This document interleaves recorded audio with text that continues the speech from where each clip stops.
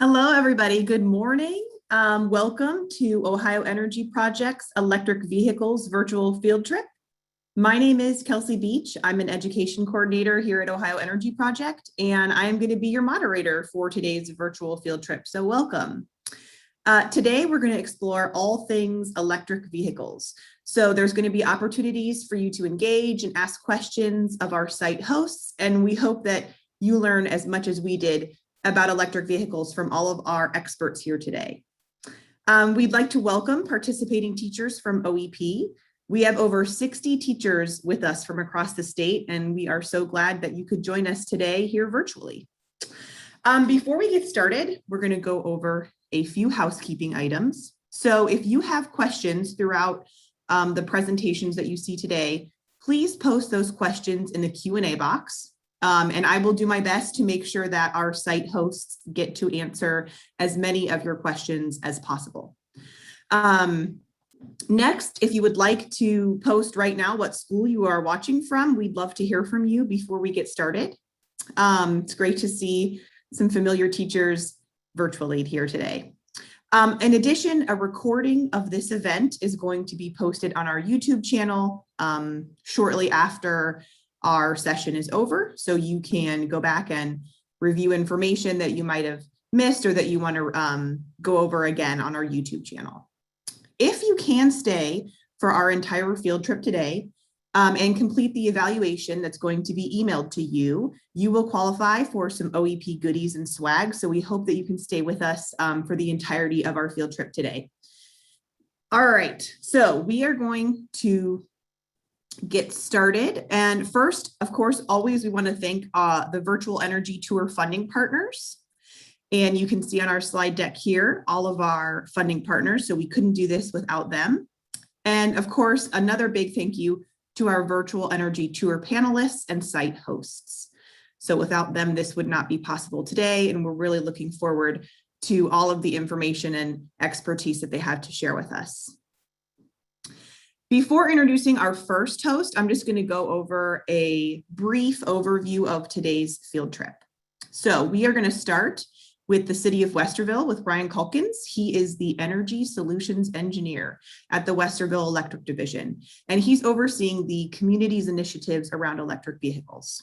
We'll hear from the manager of the Electric Division about some challenges and opportunities to the electricity grid. And we're also going to hear from an electric vehicle owner who's going to talk about making the switch to owning only electric vehicles. After that, we're going to turn it over to Jimmy Smith from ChargePoint. He is going to discuss charging stations. And we're also going to hear from a local business owner who's going to highlight some of their sustainability efforts around electric vehicles. After that, we're going to take a quick 5-minute break. And we are going to switch locations to the Center for Automotive Research at Ohio State University. David Cook, the Assistant Director of CAR, is going to talk about current trends in electric vehicle research and lead us on a tour of the facility. So that will kind of be our day. And again, remember, as you are listening to our hosts, please post your questions in the Q&A box, and we'll take time throughout our trip today to get those answered for you. Okay, so first we want to introduce our first host, Ryan Calkins. He's the Energy Solutions Engineer from the Westerville Electric Division, and he has some opening remarks for us, and then we'll watch a video and take some questions. So Ryan, welcome today, and we're glad you're here. You can take it away.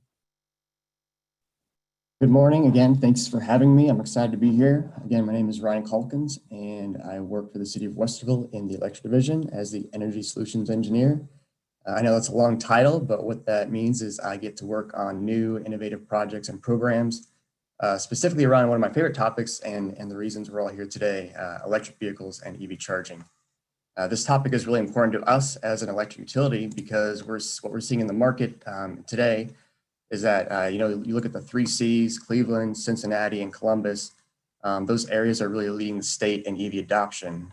But if you drill down a little further, and kind of look at the 7-county region around Columbus, where Westerville is located, Westerville is actually seeing some of the highest EV adoption rates in the entire state.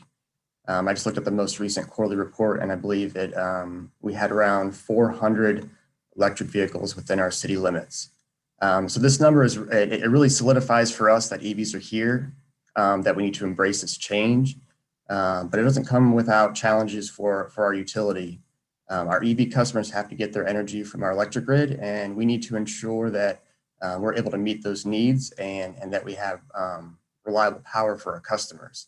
So again, part of my job is not just to encourage EV adoption, but smart EV adoption and smart EV charging. So currently I'm focusing on 4 different areas in Westerville to actively address both our current and future EV owner needs. The first one is our residential EV charging. So that's the charging that's taking place at home. We're actually in the process of launching a residential off-peak charging program. And what that does is that incentivizes our residential EV owners to charge off-peak at night. It actually helps them save money by providing a cheaper rate for them to charge. But then it also saves us money because it ensures that our customers aren't charging during the most expensive peak times during the day. So it's kind of a win-win solution where our customers are saving money, we save money, and then because the utility saves money, we can pass down those savings through our rate structures through all of our customers. The second area that we're focused on is commercial EV charging. So that's charging that takes place at the workplace, dining establishments, retail shopping centers, things like that. We actually offer an incentive to business customers to install EV chargers. For the past couple of years with this program, we've installed 14 ports around town at local businesses. So we've had a really good response there. The third area that we're also focusing on is our public city-owned charging. As the city, we want to make sure that we're showing that we're being advocates for EV EV owners who want to buy and use EVs around town, and make sure we have an adequate network for EV charging around town. So we're in the process of actually utilizing an Ohio EPA grant that we were just awarded, and we're installing 16 EV chargers around town, 4 at each of the City Hall, the Community Center, the Sports Complex, and the Westerville Library near our Hanby Park. So we feel like that really does show our residents and our customers that we are proponents of EVs. We understand the market and the trends where things are going, and want to make sure that we provide adequate public charging for our customers and our residents. The fourth area that we're focusing on is our city fleet. So we actually have 2 Nissan Leafs that we bought a couple of years ago, and they've been a great test pilot for EV use in the city. We're excited about where the market is heading. There's been lots of new EVs coming to the market, specifically EV trucks. Ford, Lordstown Motors, and a few others should be launching their trucks in the next couple of years. And that's where I really see the city taking advantage and starting to electrify its fleet, because we look at our electric division, we've got lots of trucks, Parks and Rec. Our city really will take advantage of those. And I see that being a huge piece of our city fleet electrification as we move forward the next couple of years. So that's a little bit about me and what I do and what's going on here in Westerville. Again, we're really focused on EV trends and kind of where things are going, making sure that we take care of our customers, that we're prudent with what we have, and that we electrify our fleet as it makes sense. So I'm excited about the topic today, and I look forward to answering questions as we move forward, and just looking forward to this entire virtual field trip. So that's all I've got, and back to you, Kelsey. Awesome. Thank you so much, Ryan. Okay, so we are going to watch another video from one of Ryan's colleagues from the Westerville Electric Division, a little bit more about these EV vehicles. So after that, we will go ahead and take questions. So again, if you have a question while you're watching the video, or you have a question about something Ryan said, please go ahead and post it now in that Q&A box. Hi, I'm Chris Monticelli. I'm the Electric Utility Manager for the City of Westerville Electric Division. We are a little bit unique in Central Ohio in that we own and operate our own electric distribution system. So what that means for our residents is we serve electricity to all customers and residents within the City of Westerville boundaries. That's roughly about 17,500 customers in total, with a population of just over 40,000 people.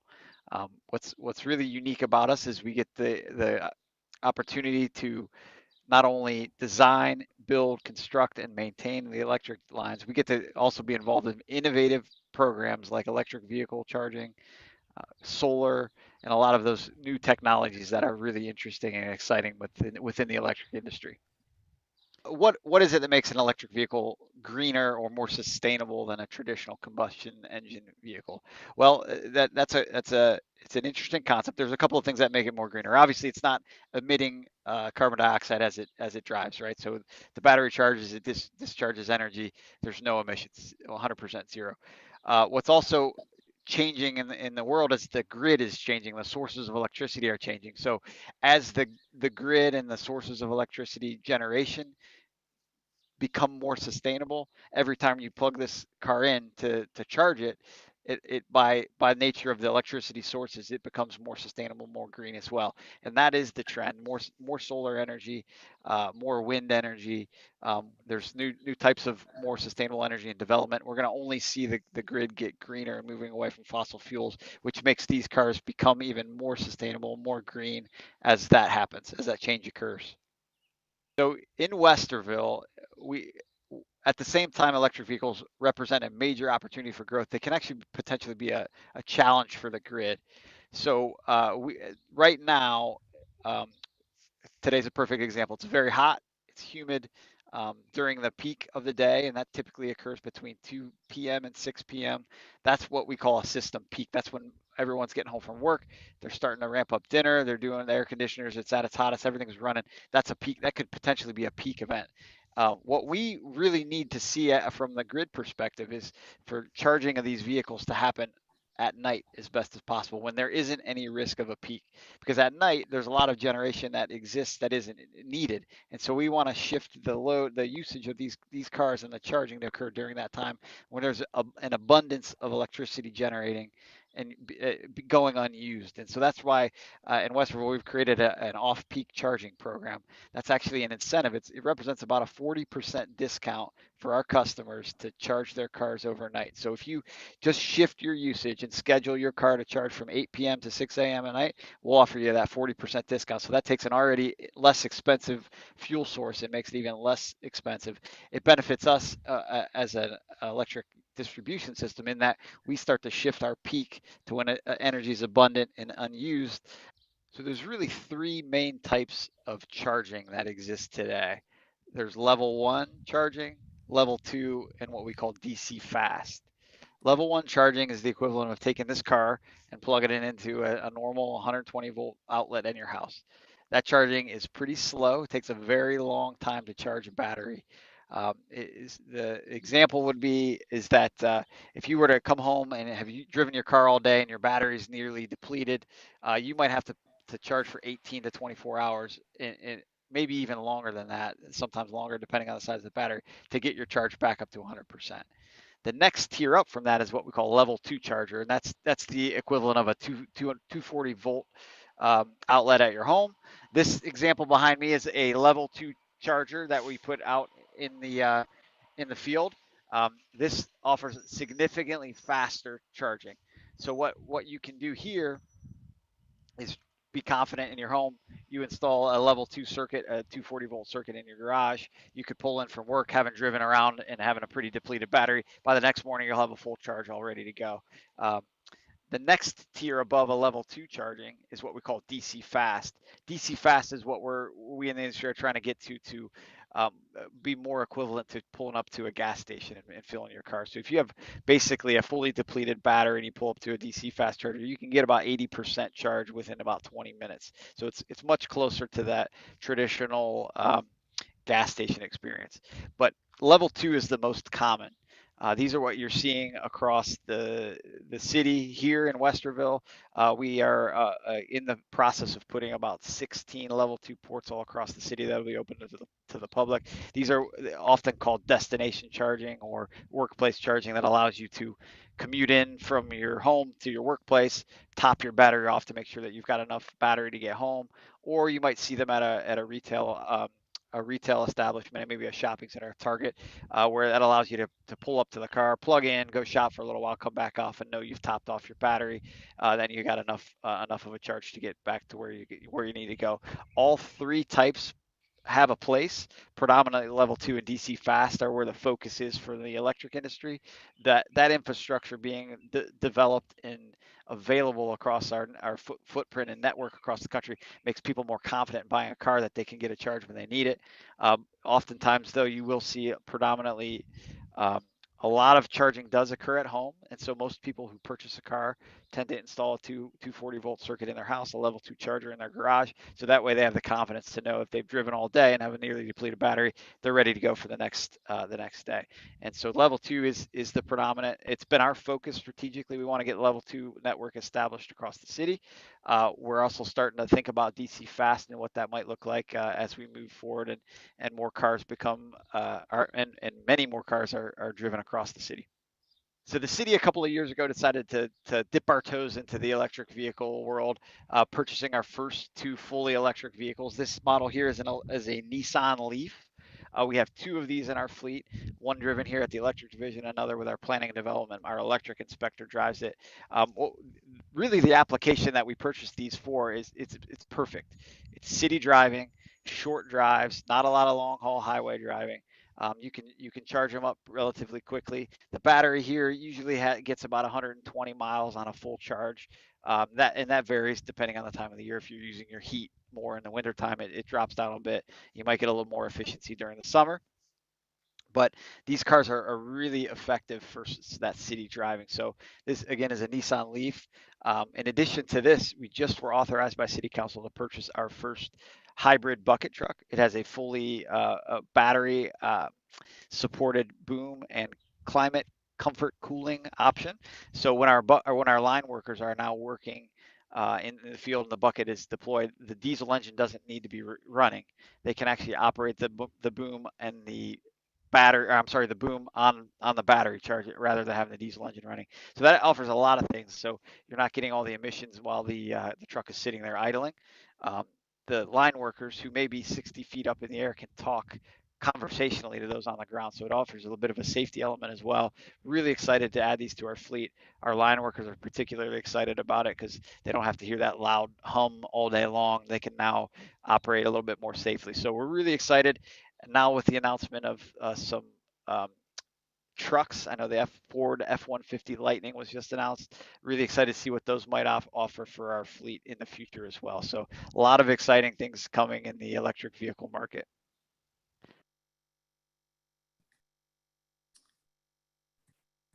Awesome. Thank you so much, Chris. So Ryan, we have 4 or 5 teacher questions that we hope you are ready to take. So our first one is from Chris. He would like to know, how can we encourage local city government to install electric charging stations in our communities? Yeah, that's a great question. And what we see here is those customers actually just reach out to us. For us, sometimes it's hard to know who has EV electric vehicles and who needs charging. And the easiest way for us to know is customers stop by and let us know or email us. So we've been keeping track of EV owners in the city of Westerville for a couple of years now, and that data has helped provide us with the information necessary to make decisions in regards to installing public EV chargers and ensuring that our customers have the ability to charge around town or uptown area or at some of our public spaces. So we've always been advocates of EVs and ensure that our customers are aware of that. And really, it's just making sure that we communicate those through different pieces of information, whether that's, a bill insert or our Parks and Rec guide, and letting them know of the initiatives that we have coming to ensure that we're able to meet those needs. So I think that's kind of what we've done, and it's worked so far. And again, it's kind of helped us decide when to install EV chargers. We started out with just 2 basic non-smart connected chargers that were in town, and we put a meter on those and just kind of monitored the usage to see, hey, these are actually being used quite a bit. We should look at installing more around town. There's a higher demand that we have to meet. So again, I think it's just making sure you're communicating those needs to your city officials. Great, thank you. Our next question is from Ellen. She lives in a rural area and they don't offer public EV charging stations. So when the city offers charging stations, she wants to know, are they typically free? And how do users buy or pay for an EV charging station? Those are great questions. So we started out with what we call non-connected chargers. Basically, it's just a plug. Anyone can go in and plug in, and it starts charging the car. But we ensured to have a meter on there to monitor usage and to kind of gauge how much demand there was. And we started to see that, you know what, people are actually using this quite a bit, and we need more of these. So we're actually in the process of installing the 16 charge point units, which are smart connected stations. You can download a free app, and Jimmy will kind of speak to this later on. But you can download the app and you can pay through the app. You can pay with credit card right there, and we, the utility, are able to set those rates, those rate structures, those fee structures for those. And there's some nuances with setting those up, but really our goal and our intent is to provide a really good, fair rate for our customers to charge, and then ensure that they're turning their cars over, they're moving when they're full and they're not sitting there idle. We want to make sure that those cars actually move out of the way, so we have new customers come in and pull in and charge. So currently, yes, we do have one free charging station, but in the next, I would say by the end of the summer, that station will be no longer free, and then we will have 16 charging stations that will be offered with a certain fee. So great. Yes, and also for Ellen, for that question, I know Jimmy will talk more a little bit about the charging stations and the costs associated with that. So more to come there. Our next question is from Megan. So she wants to know, were the changes made in the power distribution and grid system before you saw a surge in EV purchases, or did that come after? Kind of the chicken or egg type question there. yeah, no, that's a great question, and one that's somewhat difficult to answer. So we did do a kind of a distribution analysis to see what our existing transformers can stand in terms of, you know, if we have like a cluster of EV owners in a neighborhood that they all buy EVs and they all have EV chargers now, can that single transformer handle all of this new load? And from our analysis and the way our engineers have designed the system throughout the years, is that we saw that most of our system can handle these additional loads, especially if you start to look at how we're trying to promote them charging at night when loads are low. So that's part of the incentive and drive to offer this off-peak charging program, to get these customers to charge at night during lower loads. So yeah, there's kind of one or two ways you'll find out. If you don't do the analysis, you're going to have some distribution issues, and you'll find out that way. But for us, we were very proactive and looked at our system as a whole to make sure that as we encourage EV adoption, we can actually handle and provide power for those customers. Great. We have a couple more. So great questions. We have a question from Julie. What are the federal and state incentives that are being offered to switch to EVs? That's a good question. I don't know about state level. I know there is a federal incentive at this point. I think it's $7,500 per manufacturer, but it phases out as certain manufacturers sell a certain amount of vehicles. Like I believe Tesla has used all of theirs, but there are many more manufacturers that are coming to the market, and I foresee a lot of customers taking advantage of that $7,500 to help get that reduced upfront cost on their vehicle. And finally, a question from Karen. What's the average lifespan for an electric vehicle battery? Do you have any knowledge on that for us? That's a good question. So I can tell you what I've heard and what I've seen firsthand from some customers that I actually speak with pretty routinely here in Westerville. I've always heard at least 10 years, but from what I'm hearing now is that it could be much longer. I think that's most people's concern, is if they have to replace the battery, which is typically pretty expensive. In 10 years, that kind of eats away at the savings from not having to pay for gas and paying for cheaper electricity to operate your vehicle. But again, from what I'm hearing, now that cars, Tesla's been around for 8, 9, 10 years now is that the batteries are lasting longer than they even anticipated. So that's a little bit of, I know, again, I've spoken with several customers here in Westerville who have been Tesla owners for 6, 7, 8 years now, and they haven't had any issues or concerns so far. So If you like, I'll touch onto that one, but they're Sure. designed to outlast the vehicle itself. The average American vehicle is 12 years, although lately it's been extended to I think it's maybe 14 because of the pandemic, that type of thing. But they're meant to outlast the vehicle itself. So we feel good about knowing that part of it. Yeah. Great, thank you. And finally, our last question for you, Ryan, is what do you see as some prominent careers in the EV division in the near future? Since we're talking with teachers here, and we have students who may be in high school or interested in EVs, what do you see as prominent careers here? I mean, there's a lot going on. You look at Jimmy and ChargePoint and the EV charging side of things. We've got one startup here in Westville that's kind of seen the need and understands the need for EV charging and is taking advantage of that. Here in the Westville Electric Division, my role is accompanied with the help of several other engineers and even our line workers who are out here maintaining and installing the transformers that we need for the EV chargers, the load control centers for the EV chargers, even some of the boring work, making sure we get the conduit and wire in the ground. We just completed the boring work last week. So really, EV chargers and electric vehicles in general, it helps a multitude of industries keep moving forward with a lot of work that they do as well. So great. Awesome. Well, thank you so much, Ryan, for answering all of our questions. And Jimmy, thank you. We're going to hear more from you in just a minute. But now we're going to take you to a local Westerville resident and electric vehicle owner. And he's going to talk a little bit about his transition to owning and operating all electric vehicles within the past 3 years. So this resident is named Todd. And again, teachers, if you have questions, go ahead and post those in the Q&A. And if you already posted a question and we did not get to it, there will be time after this for some more questions. So we hope to get to those. So here is the local Westerville resident, Todd.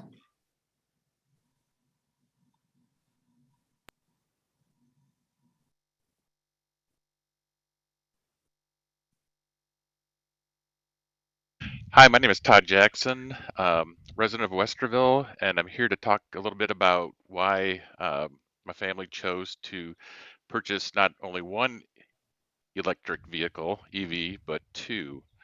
So we were intrigued when they first came out. We want to be as green as we can, yet we had some questions on range, how if we'd be okay with that.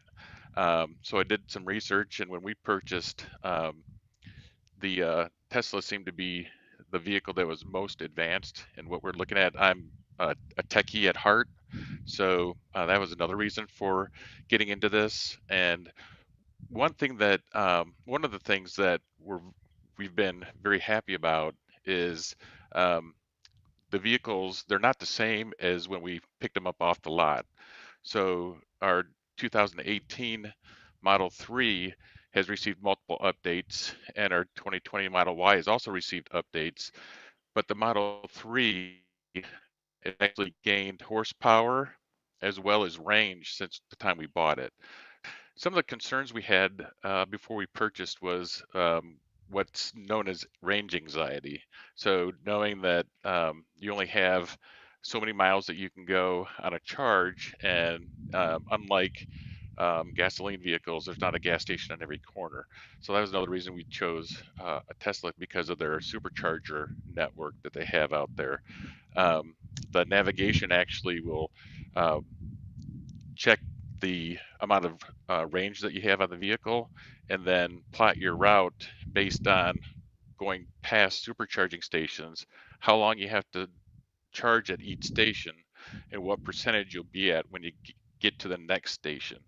So range anxiety is something that we had, but very short time.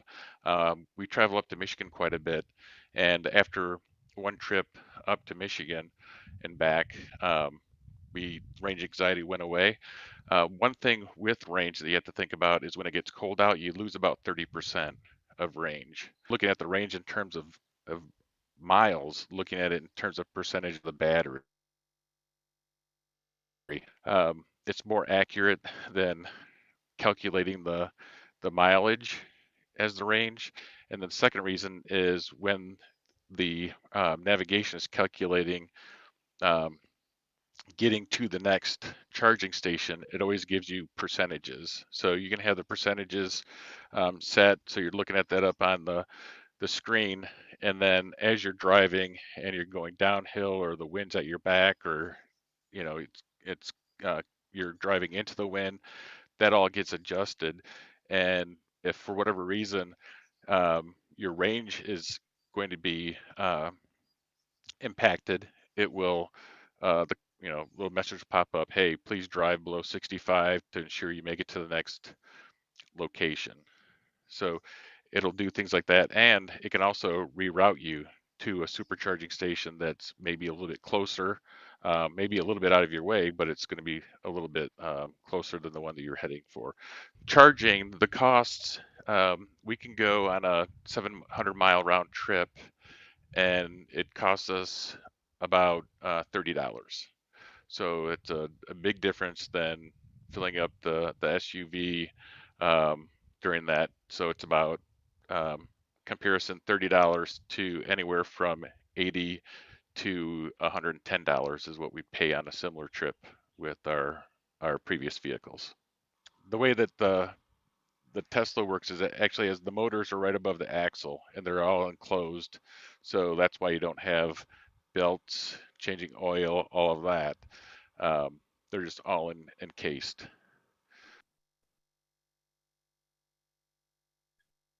Great. So thank you, Todd, for that video. And we do have a couple of more questions for Ryan or Jimmy, if you can chime in here too. So Todd talked a little bit about the charging stations, but do you have any more information? Kathy would like to know, is there any more information about public charging stations? So we talked about how it's obviously less expensive than fueling up with regular gasoline, but are all public charging stations, will they cost the same? Could you talk a little bit more about that? Sure. And Ryan, if you don't mind, I'll jump in onto that one.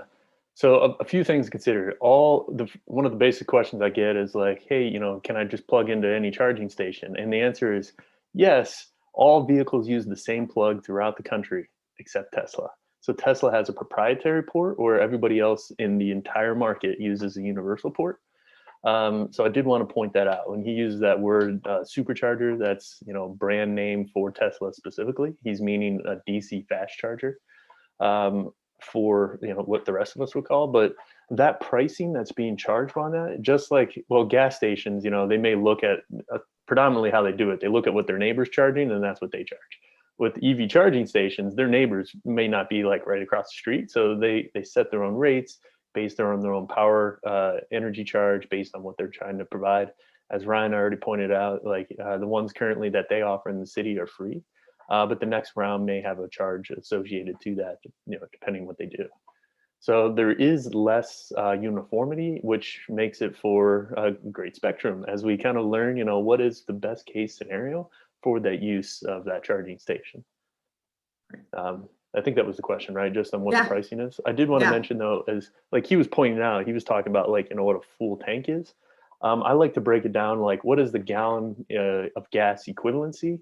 If you're charging at home, I usually use about 70 cents per gallon of gasoline is the equivalent for what it costs you for electricity. So significantly cheaper than whatever that fuel tank is or however far you end up driving. Right, great. And then we have a question from Michelle. So if you have 4 or more vehicles in your home, would you need multiple chargers? Is that even a possibility? I mean, I saw that when I was reading through the Q&A ahead of time. So I have 2 electric vehicles and my mom does. So there's constantly 3 electric vehicles in the house. I am a nerd who has 3 charging stations in my garage. I don't, by no means do I consider that normal. But you can also use a regular 110 outlet, like any of the billions of wall outlets across the United States. You can just have one vehicle that's plugged into that, while the other vehicle is using a faster level 2 charger, and then share with what you need. Because I don't know about some other people, I may not leave the house for a couple of days, and I'm not going to need the charge for quite a while. So if you have those different options, it can easily be taken care of. Use the same example of if you have 4 people in the house and maybe 1 bathroom, you learn to share. You may have to share something different. Yeah. Exactly. All right, our final question here before we turn it over to Jimmy and his video is from Kathy. So she says, road maintenance depends somewhat on gasoline taxes. Do you see this cost as becoming a part of the charging cost? Oh, I love that you brought this up. Thank you. So it already is. The state of Ohio has passed, in my view, probably punitive, because it's about 2 times the cost of what an average car on the road drives. EVs have to pay annually, regardless if they drive 1 mile or 1,000,000 miles a year. So the state of Ohio has figured out that they can just charge you for it, and they'll just do it up front when you renew your license plate. And again, it's probably double or more than the average gas car that drives in Ohio. So taken care of for you already. Excellent. Chipping in 2.5 times more. Perfect. All right. Well, thank you so much, Jimmy and Ryan. Ryan, I think that's all we have for you. So is there anything else you'd like to add before we turn it over to Jimmy? I just had one comment on the cost structure. So with our off-peak charging program, for a typical customer to fill up what would be equivalent of driving about 300 miles for a tank, it costs about $4. And then our public chargers, the rates we're looking to set, it'll probably cost them about $8 to fill up a tank. Perfect. Great. Perfect information. All right. So we're going to turn it over to our next site host, Jimmy, who has answered some of our questions already, but we are going to hear more from Jimmy. He works at ChargePoint, and we're going to view a short video on their charging stations and then hear a couple of remarks from Jimmy. And then again, we'll turn it over to him for some questions.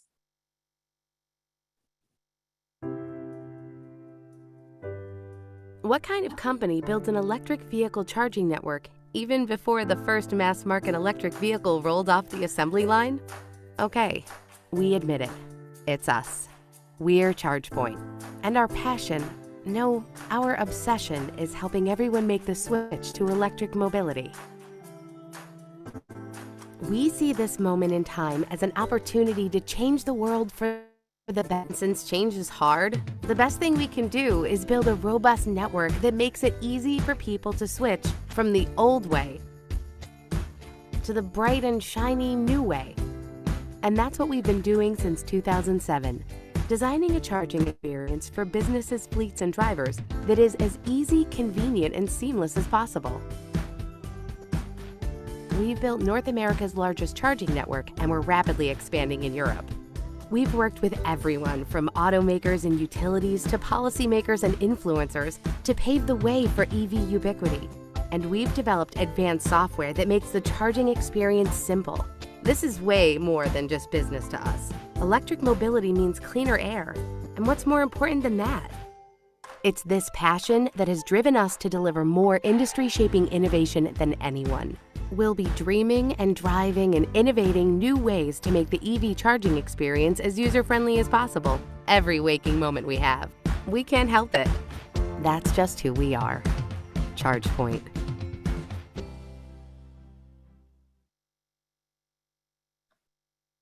All right, so Jimmy, we are going to turn it over to you for some further remarks about ChargePoint. And then, like I said, we will take some questions and answers from teachers. Cool. Yeah, I find that video is, it's good. I find it hilarious too, just because of how it goes through. So this video is being shot live from Columbus, Ohio. This is the Center for Automotive Research at the Ohio State University. So this is our DC fast charger. I think there's maybe 100 and something of these around the state, and just gives you an idea of what a quick charge can look like. So at ChargePoint, just kind of back up who we are. So I work here in Ohio. I've been doing this for about 6 or 7 years now. Charge Point's based in San Jose, California. We are a 12-year-old market, or 12-year-old company and an 11-year-old market. Really, been around to make sure that have the easiest solution possible for charging stations that when people switch from that gas to electric. We have about 140,000 places to plug in across the globe, with 75,000 here in North America. And we do what's called smart charging stations, so that they're network connected. They're able to be used via mobile app and over-the-air updates for when new software comes out. That's pretty cool seeing this live and following along with you. And then being able to charge universal ports to be able to charge all vehicles on the market. I do like to mention, because I get this question fairly often. It's like, well, if I can't like go to work every day and charge for like 20 minutes and sit at a charger. Well, EVs are different than what we're used to with that traditional gas model, where this is more of a top-off model, where you're going to be charging your car where it sits. We only drive cars 5% of the time, so that overnight charge is going to be the most common. The next most common place is going to be at work, and then when you're around town or at going to the movies or those types of stuff, and then back at home again. When you get that really fast charge, like what we're used to of a gas station, that's going to be more for your long distance trips, where you have to travel from Columbus and you're heading over to Pittsburgh, or some of those long road trips. That's where you're going to be using that DC fast charger or the Tesla supercharger network for that long distance and then quick in and out type of stop. So just kind of giving you a background for that, of what that feel would look like. So predominantly charging at home. I use the example just like your cell phone. You mostly charge it at home and probably as you're sitting at your desk at work. So a very easy feel like that. We are the largest in the market. We have about a 70% market share of smart charging stations. We're the only one that makes a full suite of product. We have a home, multifamily, fleet, and 4 different types of DC fast chargers. Here's one of them. As you notice on there, it has 2 plugs. So the common question I have, you can charge 2 cars. There's actually, on the DC fast charger side, there's 2 different standards. So you see there on top is that North American / European standard, and the one on the bottom is a Japanese standard. But then Tesla has an adapter over to that Japanese standard, that one on the bottom. It's predominantly Nissan. They're just a holdout. I think that one on the bottom is going to go away probably take 10 years to do it, but then we'll just have 1 plug plus Tesla. Although, maybe Tesla in Europe, Tesla just comes with 2 plugs on the car. So maybe they'll do that in America at some point, so that you can use the universal and the Tesla supercharger network. Some of the other things I was thinking about as we were going through some of these presentations. I mean, the concern is, how will the grid be able to adopt all this new infrastructure? It was actually the way we're designed. One, we're closing power plants as we go, coal power plants specifically, because they're just inefficient. So even as we close all these plants, if we start getting adoption up, we have that capacity where we can just keep more open longer. But the good news is, with all these coal power plants that are closing, we're actually now, a report just came out about 2 weeks ago, driving an electric car is more efficient anywhere in the United States than any hybrid vehicle that's on the market now, which is crazy to think about. I take that back. If you're in Alaska and parts of Hawaii, it's a little different. I think they run off oil for their electric generation, but continuous United States, we're more efficient to driving and less polluting if you're driving an electric car than any hybrid or fully electric car on the market today. So that's mass production too, not some guy in a hobby shop making up something. But that's exciting. So I often hear that one. There's different news reports, but exciting part is we can drive cleaner. And I've also read, if you see Ford and GM, they put out there, they're going electric. Ford wants to do 100% in Europe by 2030, or even closer to 2026. GM, I think, is 2035, and they're going to be fully electric product line offering. And, hundreds of billions of dollars being spent towards this initiative to make those vehicles. So I used to talk about hey, what, was EVs going to be the way? People talk about hydrogen and, what's this going to be? Or, will this EV thing ever pan out? And now it's it's not a matter of if, it's when will this happen? How quickly this will happen? And it's going to, I saw one of the chat questions about like, what about the rural areas? It is going to happen faster in the cities because it's more densely populated. You put up some charging, it's going to support a lot more vehicles than, whatever the infrastructure that could be put out into rural parts of Ohio. But that said, talk to your councilman, remind them that this is important, that you want it. People listen to the constituents, especially the louder ones. Squeaky wheel gets the grease. So, remind people that this is important, and that'll help with your community too. And then, I'll pause there and start taking questions. Sure. Yeah, I was going to say we have some questions. Well, first, Jimmy, could you talk a little bit about how you got involved with ChargePoint and with EV vehicles, and talk a little bit about kind of your career progression, and then we'll get into some more of those EV specific questions. Sure. I mean, that's a great point. I was first introduced to this by an educator. So when I was in college, there was a class and it was called Alternative Fuel Power Sources. And we talked about the gamut of it. And it just, this was, 15, 18 years ago or something like that. But having that educator show that to me, I realize I'm somewhat pandering, but I think this is important. That's why I showed up today. Talking to people about what this is and that it makes sense and it's plausible. So in college, I just learned about it from a class who then introduced me to get an internship at a company in Akron, Ohio that was making 3-wheel electric vehicles at the time, past tense. And then and then after that, I wanted to build my own electric car, and then I started my own company doing installations for charging stations, which then got the notice of ChargePoint, who then hired me up to go work for them. So there's opportunities out there. The industry is going to be switching over. I mean, it's all over the place because everybody is doing it right now, that everybody wants to hire someone specifically for electric vehicles. So there's a future for that too. Great. I'll pause there too before. And then we have a couple of questions about battery technology. So if you have any knowledge about this, can you speak on environmental impacts of used batteries? Is there progress with new battery technology? A couple of questions from there.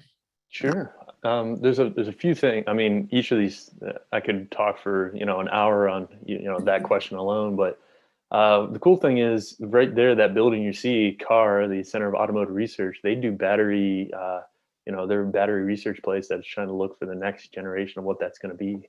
Some of the rare earths that are, they call them conflict minerals that could be coming from, predominantly like Central Africa, Congo, some other countries.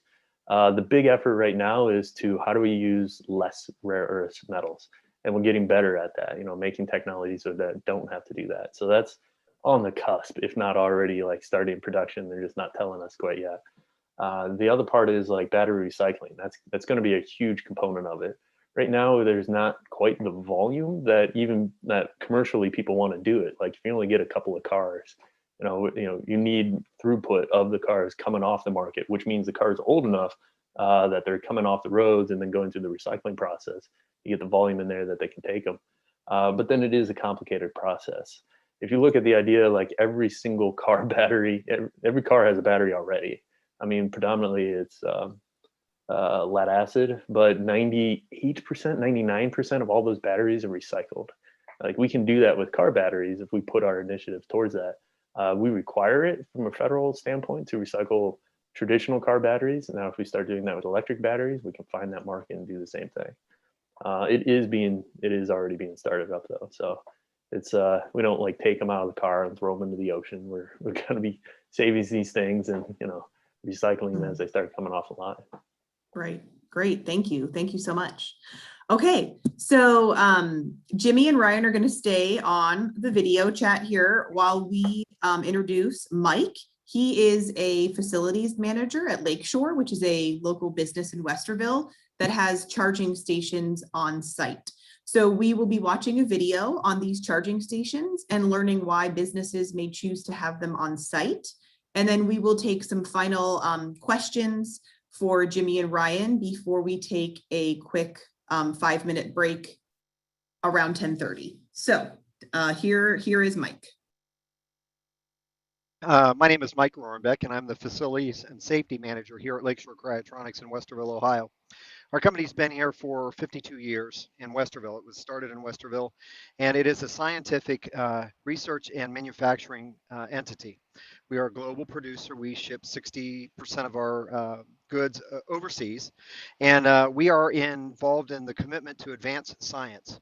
That's what we're doing. We're trying to help others, universities, businesses, all kinds of people around the world move forward to pursue science, and that's what our effort is as a company. A few years ago, we started to really dig into a commitment for energy savings and trying to advance ourselves as far as a commitment to renewable energy and resources. It first started off with an LED light changing job where we've replaced all the light fixtures and or lamps in the entirety of the building back in 2017 going into 2018. And then just a year later in 2019, we installed solar panels on our roof.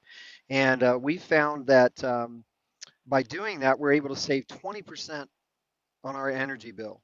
And that's an incredible savings, not only to us financially, but also resource wise.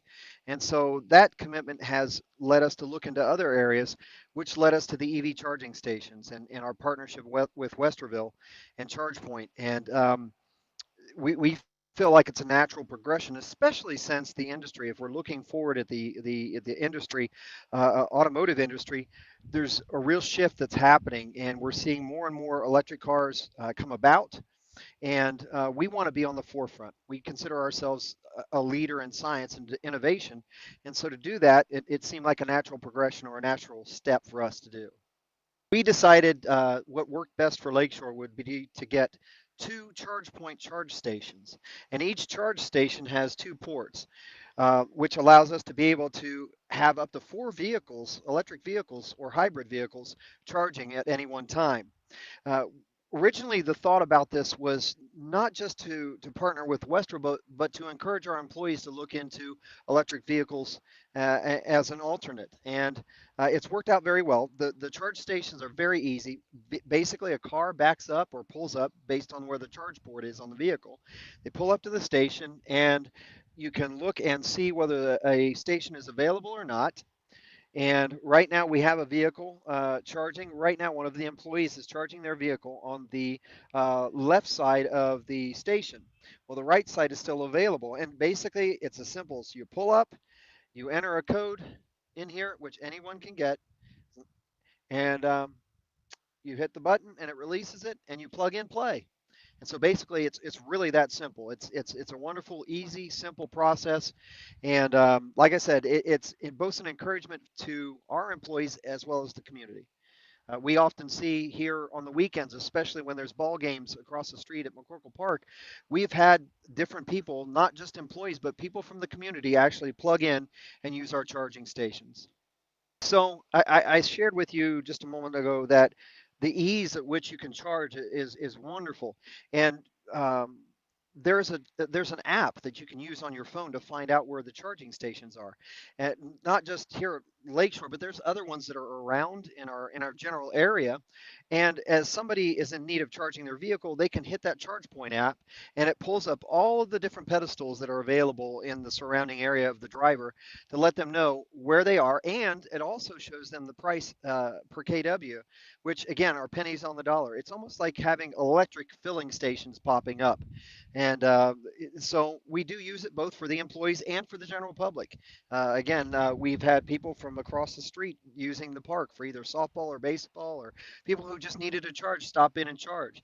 And that's the wonderful thing about it. It's convenient for them and it's convenient for our employees.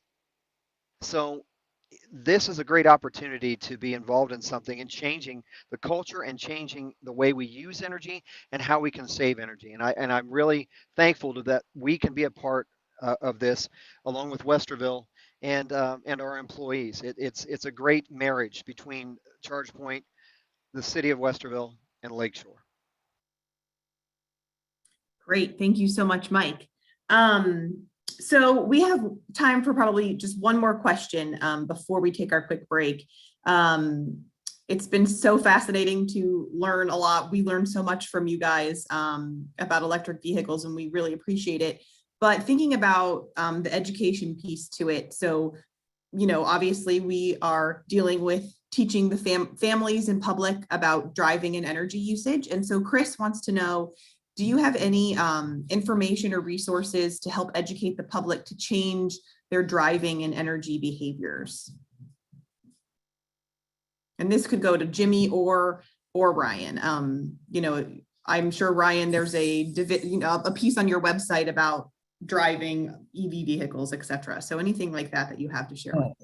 Yeah, I can start this one off. We currently have a web page on our electric division that highlights some basic information, but we're also looking to expand that. We partnered with a consultant that basically develops more comprehensive, interactive web pages that helps you identify potential savings from electric vehicles, the types of EVs that are out there, if there are incentives available. Really a one-stop shop and resource center for all of our customers to go through and really provide all the education information that one would need to make an informed decision as they look to invest in an electric vehicle. Yeah, and we have a ton of content on our website as well through either we do different blog posts. We have a lot of video interviews with either, customers of why they're switching from, electric or going in or industry based, depending on what the application is. So, hundreds of hours of content, and that is a good resource as well. Great. For the casual reader inside EVs, I read their website all the time, so it's a pretty good one too.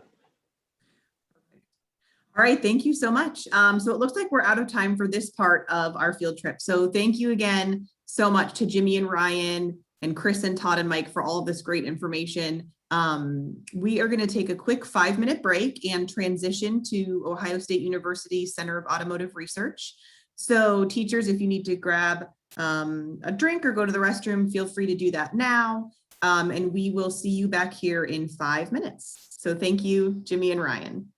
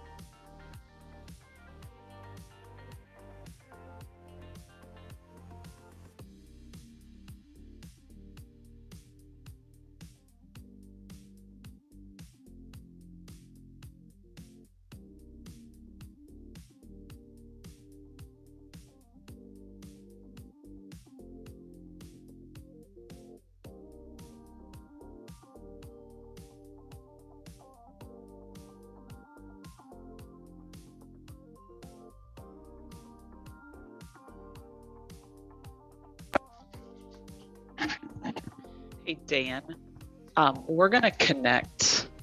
Can you hear me? Yeah. We're going to connect David through the headset that I've been on because we're having some trouble with the other set. No problem. Oh, wait, hold on. It looks like David's on. He just needs to connect to audio from his phone. From the Zoom window.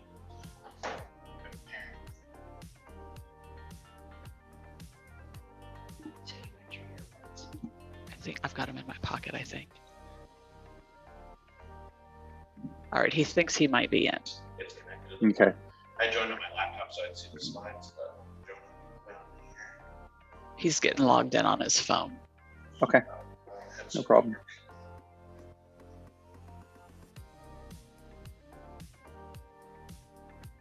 I'm going to stay on the headset until we begin the tour, and then I'll have Nancy's. Okay.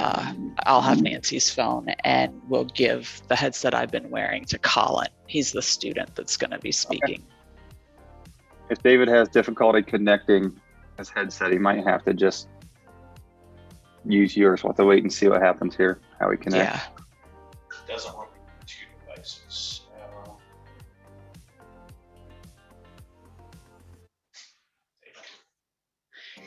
So Dan, he's got a tablet and his phone. Okay. Is it allowing him into both? It's not letting him into both. Yeah, he'll have to just be on one. It's just for one link. Okay, so what he's doing is Jen is standing right here, and he's going to log into one on Jen's device. Yep. That works just fine. We can also give him Nancy's. Okay. I do have my laptop though.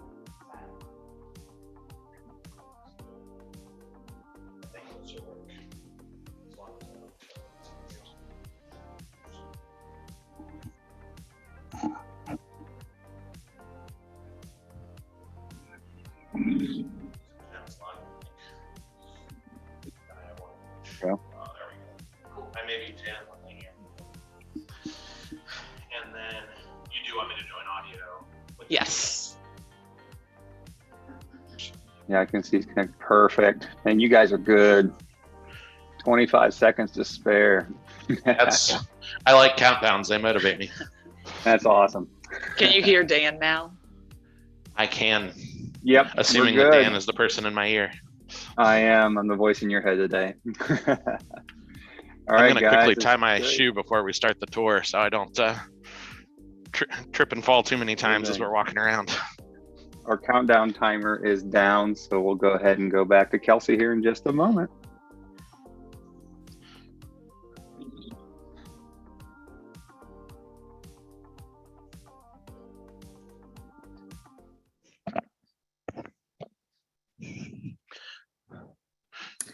All right, welcome back, everybody. We are glad that you're still here. And again, as a reminder, teachers that remain on the field trip for the entire field trip, we will be sending you out some great Ohio Energy Project gear. And we will also be sending you an evaluation that we will email. And this field trip will be on our YouTube channel. So just a few reminders before we get back to our field trip. So today we want to welcome David Cook, our tour host here at the Ohio State University Center for Automotive Research. He is the assistant director here at CAR. He has a presentation for us.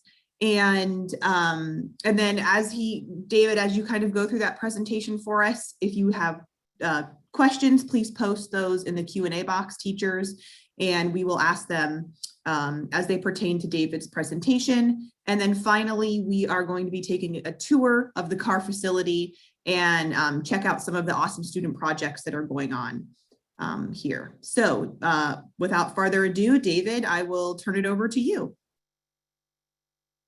Great, thank you very much. Great to see everybody today. Can you guys hear me all right? I bumped my headset off right before we got started. Yes. Am I coming through okay? Perfect. Yes, yes. All right. Thank you. Well, welcome virtually to the Center for Automotive Research. Absolutely great to spend some time with you guys today. This is a group I've actually had the pleasure of engaging with for many, many years in the past, although this is the first time in this virtual format. We definitely miss you in the center, but very glad that you're able to still spend some time with us. So my name is David Cook, and I'm the Senior Associate Director here at the Center for Automotive Research. I've been with CAR in a wide variety of formats for about 17 years now, and actually completed 2 degrees in mechanical and aerospace engineering, here at the OSU Department of Engineering. These days, I have the pleasure to serve at sort of the intersection of administration of our center, but still be involved in a lot of the cool research we do. And very excited to spend some time with you today, talking about all the things that are happening in advanced mobility. if you would have visited us, say, maybe 10 years ago, you might have even heard me stand up here in front of this group and say, this is the most exciting time ever to be an automotive engineer. For 100 years, we've really had one answer, at least in terms of energy, when it comes to transportation, and that's been the internal combustion engine. So really, as engineers, our decision, there were a lot of advancements, a lot of developments, a lot of work and efficiency, but there was really only one tool in the toolbox, and that was a gasoline or diesel engine. And you said, how many cylinders, how much power, how much torque, and then how big is the vehicle that it goes in? So the design constraints were very, very limited. Now we had tons of innovation to think about new ways to move goods around. We innovated a way to get 17 cup holders into a minivan, but there really wasn't a lot of flexibility in the vehicle design itself. And so maybe 10 years ago, we really started talking a lot about the excitement that engineers had in their toolbox now when we look at all different types of powertrain. As we approach efficiency, as we fight climate change, we can look at hybridized vehicles, electrified vehicles, be it battery or hydrogen or other fuels. We can look at alternative fuels, putting natural gas into transportation, biofuels. And so really a ton of different options that we can really spend our time engineering and optimizing to solve different problems and different needs. So that's been an exciting decade, a lot of really cool technology. But what we could have never foreseen is what would happen over the last 10 years. If we fast forward 5 years and you were on this same tour, we would have talked a lot about the impact of new technologies, broadly known as ACEs. So instead of just alternative fuels, we now have automated, connected, electrified, and shared transportation. So more and more autonomy and support features for safety and efficiency, more and more connectivity to the outside world. Of course, electrification continues to increase. But the big game changer the last few years has been this idea of mobility as a shared service. Now personal ownership is not the only model for vehicle ownership. If you look back the past 100 years, almost every vehicle was either owned by an individual that they owned and kept and really used probably 1% of the time when you look at 24 hours in a day. Or owned by commercial entities who use them in a fleet service, but still owned by the corporation. A very small chunk of vehicles was owned by public fleets, like public transportation, but really kind of one model for ownership. Now you move into rideshare and disruptive technologies that allow you to not have to own the car, but subscribe to a service to help get you around. And so that was the impacts of sort of 5 years ago. What I'm here to talk to you today is about a total shift from the automotive mindset, all of the new tools, data sets, connectivity that is bringing our world together in a new way. And we really think not so much about the vehicle, but about the world as a network, be that energy, be that transportation. It's really all coming together. And so that's what we're going to spend a little bit time talking about today. I want this session to be as interactive as possible in this virtual format. So I understand there's a Q&A feature. So please, as we go and I bring different things up, throw them into the chat. And I understand our moderator will be able to break in and ask relevant questions as those come up. But we're going to spend a little bit of time today going through a few slides, talking about a few of the trends, and then we'll get out in the labs and see the cool stuff that our students and staff are working on. So if we can go ahead and launch the PowerPoint. Let's see here. Oh, I see me. There we go, full screen. Much better to see slides than my face for any longer than you have to. So first of all, welcome again virtually to Ohio State. I know we have a pretty Ohio-centric crowd, so you probably know lots of things about the university, but a couple of highlights I like to make. We're one of the largest and most comprehensive public research institutions, not just in Ohio, but in the country. Currently more than 68,000 students.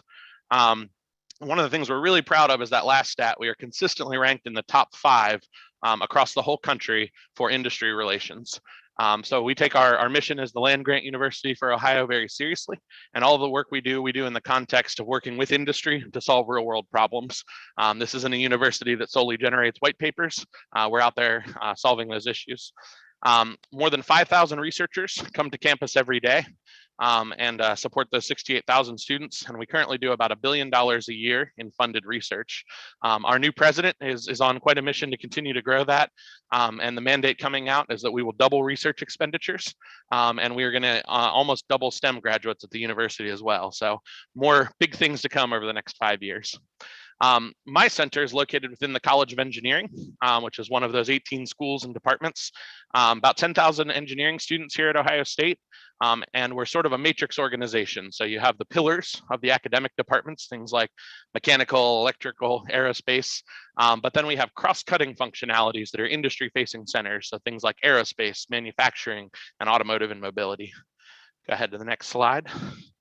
So here at CAR, we're actually celebrating our 30th birthday this year as we resumed in-person operations fully and 100% now, just in time for our 30th birthday party, which is coming up this fall. And we'd love to see all of you here to celebrate with us. But for the past 30 years, we've thought a lot about really two broad areas. The first is clean and efficient propulsion.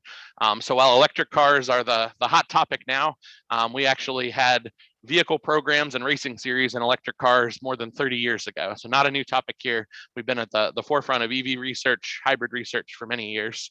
And the other large group is focused on, and this is a mouthful, but safe, secure, intelligent, automated, and connected vehicles. So really the smart side of the vehicle and the efficient side of the vehicle is where we broadly do our work. We think of our mission in sort of three areas. Above all else, we're an education center. So we are a university, and our job is to train the next generation of leaders. But we do that in a very broad way, from our K-12 STEM programs, summer camps, internships, through our obvious undergraduate and graduate programs, but also continuing that into the working professional. So we have a number of programs to bring industry here and do retraining, upskilling, and to get them ready for this mobility revolution. The second point of our mission is innovation. So anything that we're doing, we are doing to push the technology. There are no made up homework assignments here for the sake of a grade. If we're working on it in the building and the things that you see today, it's because the industry or government research is demanding it. And then the third point is to support economic development. So we have a lot of programs to help companies of all sizes grow into new areas. We have labs they can use at very cost-effective rates and to really push their innovation. The team that's working on these topics is made up of a number of different people. You can see sort of at the bottom of the slide there, we have 64 affiliated faculty, and they tend to be the thought leaders and research leaders of our programs spread all over the campus. But then supporting those faculty are about 43 full-time staff. So people like myself, Jen, that helped organize this today. We don't have other teaching duties or other duties around the university. We're here to move forward the research mission of our center. We have 120 funded graduate students. So these are students that are researchers and a full-time part of our team. They're pursuing a graduate degree, but they are also degreed engineers. And so they're here at the center working each day. And then a huge team of undergraduates at all levels involved in the projects and also doing some really cool volunteer projects that you'll see a little later on. Go ahead. So you can see here a spattering of the different companies that we work with. We operate a membership consortium, which is a fee-based program that all of these companies come together, chip in a little bit of cash, and we're really able to push the limits of technology into new research areas. This is a program that's existed for more than 20 years and was really the program that was used to kick off our foray into new areas like electrified vehicles, advanced charging. These days, topics like how does the electric vehicle affect the power grid? Where's all this power going to come from? So these are all things that our industry partners have been 20 years ahead of thinking and starting projects here. We'll go ahead on for now. So as we move into the mobility age and the big automotive word pivoting to mobility, we stop and ask ourselves a lot, what's different? Everybody's using that phrase now, but what does mobility really mean? And we're coming up with a bit of a thesis here at Ohio State. This activity is led by the director of our Smart Mobility Initiative, Dr. Chris Atkinson, supported by my director, Dr. Giorgio Rizzoni here at CAR, and the team. And our idea is that smart mobility is really the old school world transportation, but with a conscience. Go ahead forward. So what is this conscience that is needed for the modern mobility realm? Well, that's looking at the transportation system, but instead of just looking at getting people there the fastest or the cheapest, we really need to consider all the impacts of mobility around our cities and rural areas. So that's the environmental component, social equity and access for all, the economic component, the legal component, things like data privacy, responsibility and liability as we head into automated vehicles. The political component, like it or hate it, there is a political component to the directions we go with technology, both in the funding that we see and the priorities of the country. Human health. So we've learned a lot during the pandemic about the importance of mass transportation or transportation in general, and public health as well. So our idea is that we really need to wrap all of these things together with optimization systems to build a smart mobility system for the country. So we say the transportation industry is ripe for disruption. Why is that? Well, currently transportation is about a $2 trillion a year business in the United States, but it's the last component of our economy that really hasn't been fully transformed and disrupted by communications and information technology. Internet of Things and smart devices have creeped into every part of our life, but they're really just starting to be out there in mass with transit systems. So think about connected cars and infotainment systems. Think about apps that allow you to use public transportation. We're really just starting to see mass penetration in the market, and the data and the connectivity is going to fundamentally change how we move around. Go ahead. So mobility has a couple of pillars. We talked about the different impacts, but really one of the most important things is, where does this energy come from? And we're going to spend a bit of time today talking about the energy of mobility. There's a lot of feeders that are really changing the landscape, though, not the least of which is urbanization and congestion.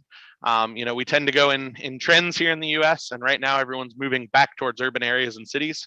It's where the jobs are, it's where the quality of life is. People are enjoying the short commutes, but it's really clogging our existing infrastructure and roadways. There are more and more cars out on those roads, which we'll talk about here in a minute. But we are looking at all kinds of different technology solutions that doesn't require us to build more roads. How do we use the infrastructure that we have more efficiently and better for all? You may have heard of the Smart Columbus program, just wrapping up a 4-year grant here in the city of Columbus. We were selected by the US Department of Transportation for a 4-year demonstration program on how to create the most advanced smart city. And this was a variety of different pilot projects that really allowed us to explore what technologies would and would not have a big impact in the city of the future. So Ohio State was very proud to be the primary research project partner on the grant. And there's a ton of information we can't get into on smart cities today, but in the end, we deployed some of the first automated vehicles in public transportation in the country.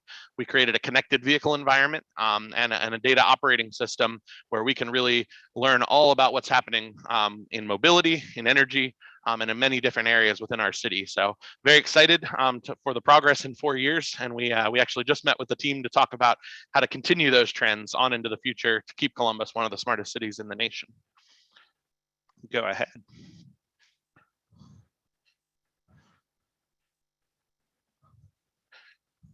It's the next slide coming through, maybe. Looks like I might have a little bit of lag here.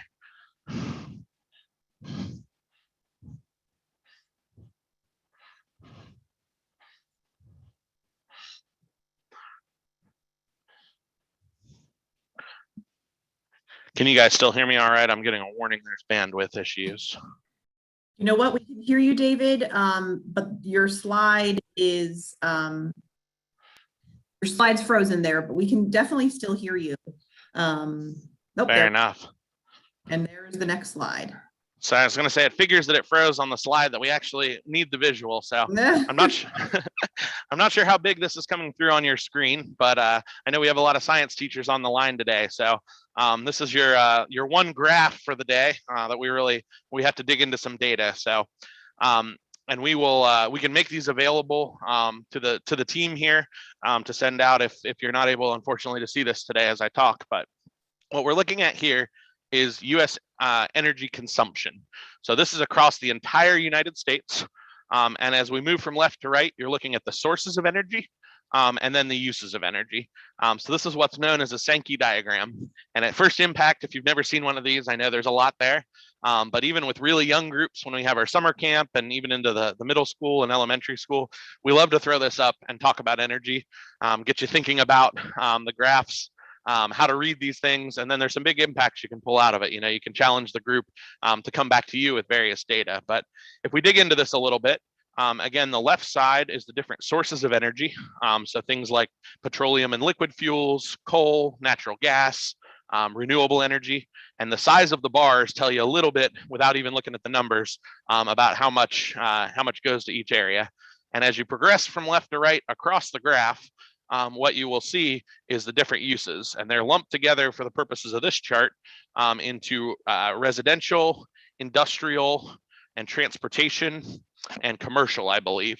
And so that's your homes, obviously, and residential. Commercials are businesses, retail, restaurants. Industrial is things like manufacturing. And then transportation, of course, is moving people and goods around. And what you'll see here that surprises a lot of people is actually in recent years, transportation has overtaken all other industries as the largest single consumer of energy in the United States. Now let's talk just for a minute about the size of these bars and what it adds up to. So you'll see at the top of the chart, it's about 100 quads. And a quad is a quadrillion BTUs, or British thermal units. So you might have seen a rating on something like an air conditioner or a heat pump for BTUs. I guarantee it wasn't rated in quads of BTUs. Those are gigantic.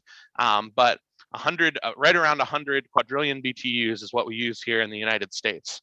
I think one really interesting thing is if you look back at this chart, which is produced every year by Lawrence Livermore National Laboratory, if we were to go back, say, 10 years to 2006, you would actually see a higher overall energy consumption.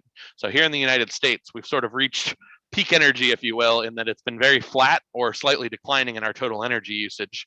Now, we don't have less people, we don't have less cars, we don't have less business. What it means is we really are moving the needle on overall efficiency of those systems. So our net use of energy is less, even though we're getting more useful energy out of it in general. But it hasn't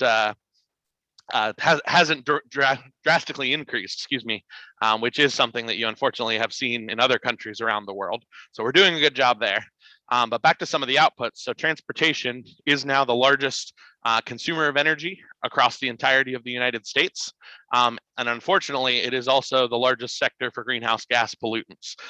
So, as engineers, we like to understand the problem and we like to look at places that we can make the biggest impact, for the least challenge, biggest bang for your buck, if you will. And so even if I didn't work in the transportation industry, if I look at this chart and I see that transportation is almost entirely supplied by liquid fuels and that it's the biggest consumer of energy and the biggest pollutant, I say, maybe there's some opportunity here.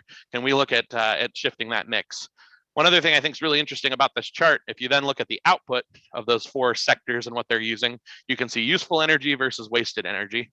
Now, wasted energy has a certain context when you hear that, like we're throwing it away, but it's simple laws of physics and thermodynamics that no process is 100% efficient, meaning the chemical energy you may have in there gets 100% to a useful work. What you will see that's actually a lot better in the US than many countries around the world is that ratio between wasted energy or rejected energy, waste heat versus useful energy. I think we're at about 30% overall system efficiency across all of our uses. But at 30%, that still says there's pretty big room to improve on that. So we can continue to not consume over any more net energy, but we have a huge opportunity to get more output for the country. All right, we'll go ahead and move forward. And just to help you see that visually, so 1 quadrillion BTUs, maybe some other units you might have heard of, that would be 300 terawatt hours of energy. So that's more something we talk about in power generation, or 10 to the 12th megajoules. And just to give you an idea, a megajoule, 1 megajoule is about what a average passenger car going 100 miles per hour has in kinetic energy. So if you think about, one car going 100 miles an hour, and now make that 10 to the 12th. So a really hard to understand amount of energy. And that's only 1 quadrillion BTUs, and we use 100 of those in the US every year. Go ahead to the next slide. So question for the group. We won't really, I don't think, be able to go around the room and call on people, but I'm interested, just take a moment to think about how many cars do you think are in circulation worldwide? So across the earth, how many cars are on the roads today? Maybe everybody can jot that down or report to yourself, and we'll wait just a moment and then reveal the answer. Or feel free to put them in the chat if you have some ideas.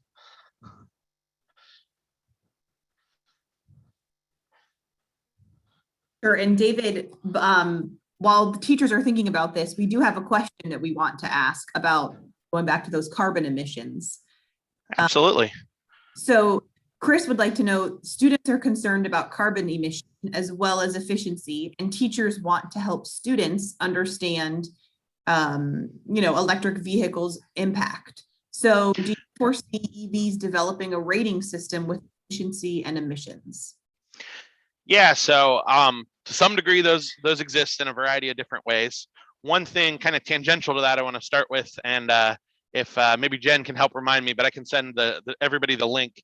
The U.S. Department of Energy actually has a great site that tells you about what your impact is in driving a fully electric vehicle in any state in the country. So they group it by state, not down to zip code or your home, but you can literally say, I have an EV, take a Tesla, full EV battery electric car, and I drive it in West Virginia compared to California. And I think that's a really fun tool to play with. And it also tells you a little bit about our nation's energy mix. But what you'll see is it actually might not be the most efficient use today to buy an electric car in West Virginia. And I'm picking on West Virginia because they're pretty coal heavy. It's been a little while since I looked at that tool, but I want to say that actually having a hybrid vehicle running on gasoline or a natural gas vehicle actually net to society is a better decision in West Virginia right now. And this is where science needs to meet policy. Because if we were just to go into West Virginia and say tomorrow 100% of cars should be electric, we would be actually increasing greenhouse gases from where they are today if we don't change the rest of the grid. Now you go to California, where there's much higher requirements for renewable energy in other places. All of a sudden, your impact is 1/4 what it would be. Driving an electric vehicle is a 75% net reduction in emissions. So it is really important to understand the whole system. We talk a lot in what's called well-to-wheel efficiency. So let's not just zoom in on one cycle and say that hydrogen fuel cell cars have no emissions. Let's look at what it takes to get the hydrogen out of the ground and produce the fuel cells all the way to what it is traveling down the road. And so this concept of overall system efficiency is a really important point. As far as ratings go, the EPA does rate miles per gallon and miles per gallon equivalent, and it is based on an energy equivalence overall. So fuel agnostic, you can understand what your overall impact is driving different variations of hybrids, full electric cars, fuel cells. Now that is only at the wheel efficiency, so that isn't taking your source of energy into play, but it does allow you to have a direct comparison between all these different technologies, and you can see that on the window sticker today. But you have to dig a little deeper if you want to think about your net societal impact. Great, thank you so much. Sorry to interject there. No, not at all. It's a great question. Yeah, and teachers, we will be sharing any links or PowerPoints. We can link it on our website and email everyone along with that evaluation. So that David mentions, we will try to get that to you as well. So my general rule for all these materials is they're great for your classroom. Use them for your own uses. We don't want to see the slide deck, show up on the internet as, public education or taking the things out of context, but within your classrooms, use the heck out of them and we'll provide everything to you. If you do have any kind of other disclosure, we just ask that you cite the Center for Automotive Research, for that type of information. But many of the graphs like that one, we don't own, obviously, that's the National Labs work, and you should find the appropriate citations in there if you need that. But please, with your students, pull this stuff up, run right through the slides that we provide and have a good time. And come back and bring your students here, by the way, if I don't get that plug in later. We absolutely love to have visitors and spend some time with the classes at all levels. We've had them as young as second grade. That's always a push, but they still love to see the race cars, but definitely into the middle school and high school. It's a great time. And Jen Humphrey, who's helped to coordinate today, is our outreach coordinator that helps with all those visits. But back into the what's happening in the auto industry. So the question you were thinking about is how many cars? And the answer is there's about 1 billion cars in circulation currently around the world. And in the US, we are, we have a lot of unique things here in the US, but we are currently the only country in the world where there is more than 1 car per registered driver. So we actually average more cars than people in the United States. If you go to more developing nations, and you go into India and China, that's more like 0.1 cars per person, but they are on a pathway that they are moving to US quality of life, mobility standards, things like that. And so there are a lot of projections that say China is not that many years from having 1 car per person, and they have a whole lot more people than the United States. So the question a lot of mobility experts ask themselves is, can we sustain a 2 billion car world? Do we have the energy? Do we have the production? Do we have the raw materials? And I would say there's a few different ways to chip away with that. We can just improve our infrastructure and our manufacturing and try to get to 2 billion cars, but maybe there's some better ways. So we can go ahead. And so while that's loading, I think we're still having some connection issues. One of the things you can do right away is put more people in the cars. So we can work really, really hard to increase a vehicle efficiency by 10%. But if I put 2 people in there instead of 1, your overall net efficiency of moving people or goods around doubles. That's a 100% increase just like that. And so can we use things like shared mobility and ride share, better planning, more investments in public transportation? While a city bus may use a little bit more energy than a passenger car, it can hold anywhere, up to 100 people sometimes in some of those buses. It doesn't take 100 times more energy to run a city bus. And so thinking about our transportation system, encouraging people to get out of large cars, 12 passenger vans driven by one person, this is the single best thing you can do. Forget about all other technologies. But then to complement that, can we do other things to decarbonize the electricity chain, to look at fleet electrification? Transportation and delivery is a huge segment that we don't always think about when we think about transportation, but this whole logistics network that we saw, during the pandemic, what is Amazon doing to get the packages to you? What are they looking at for fleet efficiencies? Getting consumers used to these new technologies is huge. There's a lot of preconceived notions, but a lot of them aren't necessarily rooted in fact. And so one of our jobs as engineers and scientists is to get people comfortable with the technology. And if we don't do a good job at that, we're going to fail from the beginning. And so these were some of the pillars to work on right here in Columbus with the Smart Columbus program I mentioned. You can go ahead to the next slide.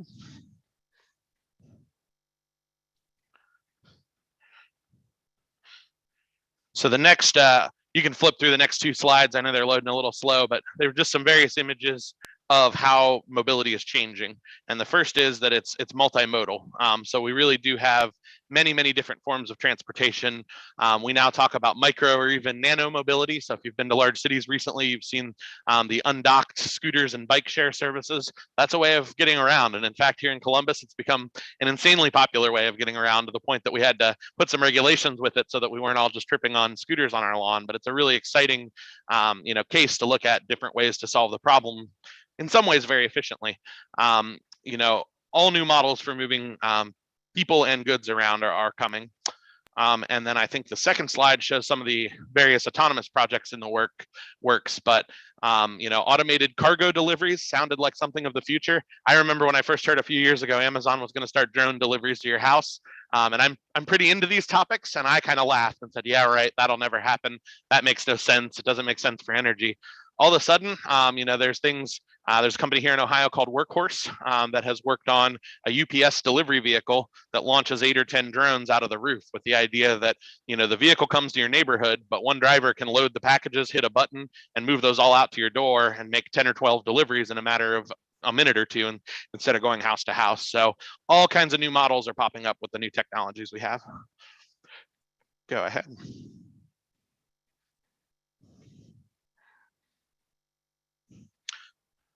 Just a quick note coming up next on the infrastructure plan. So President Biden and the White House have put out a number of different funding bills. And one of those is currently under heavy debate, but being known as the American Jobs Act. Previously known as the infrastructure bill, but if we've watched the news, we know that it's including a lot of things, some that people don't consider traditional infrastructure. But I think the important part is the investments that are being made, or at least I should say the important part for my talk today is the investments being made in transportation and in the energy industry. We see almost $1 trillion being put into electrified transportation. Transportation as a whole, including roads, bridges, and upgrading our infrastructure.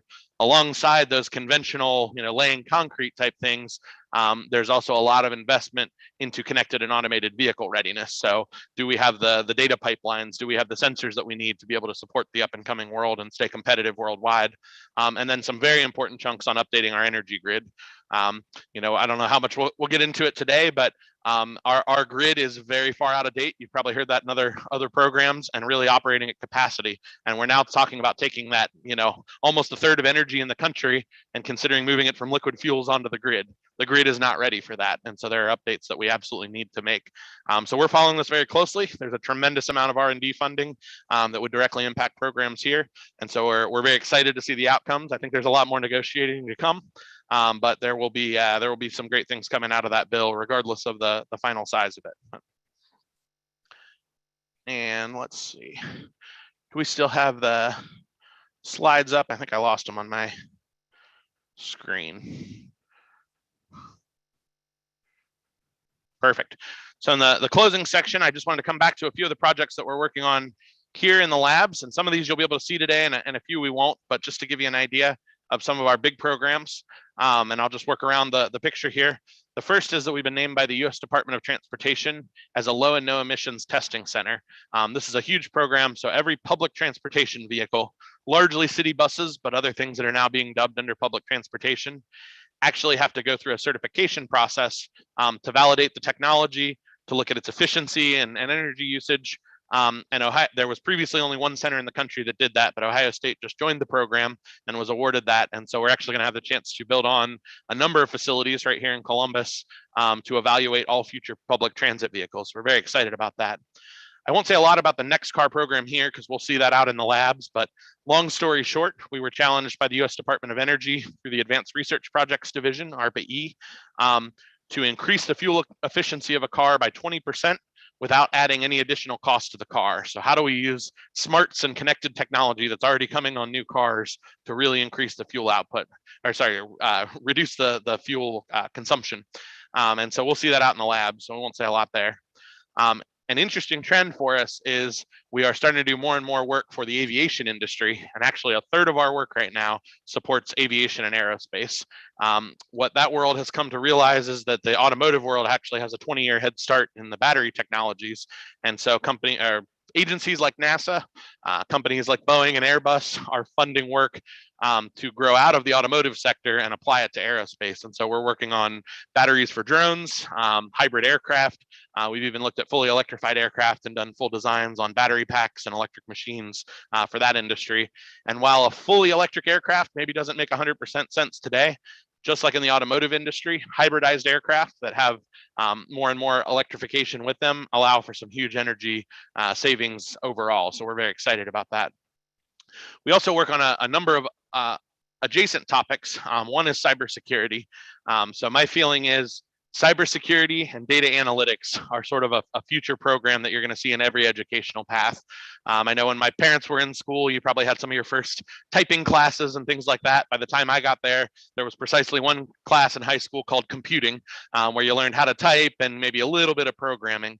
I think the sort of well-rounded education of the future is going to have to teach everybody across all disciplines of life to have some basic understanding of cybersecurity and its impacts, as well as big data analytics. Data is everything in our world.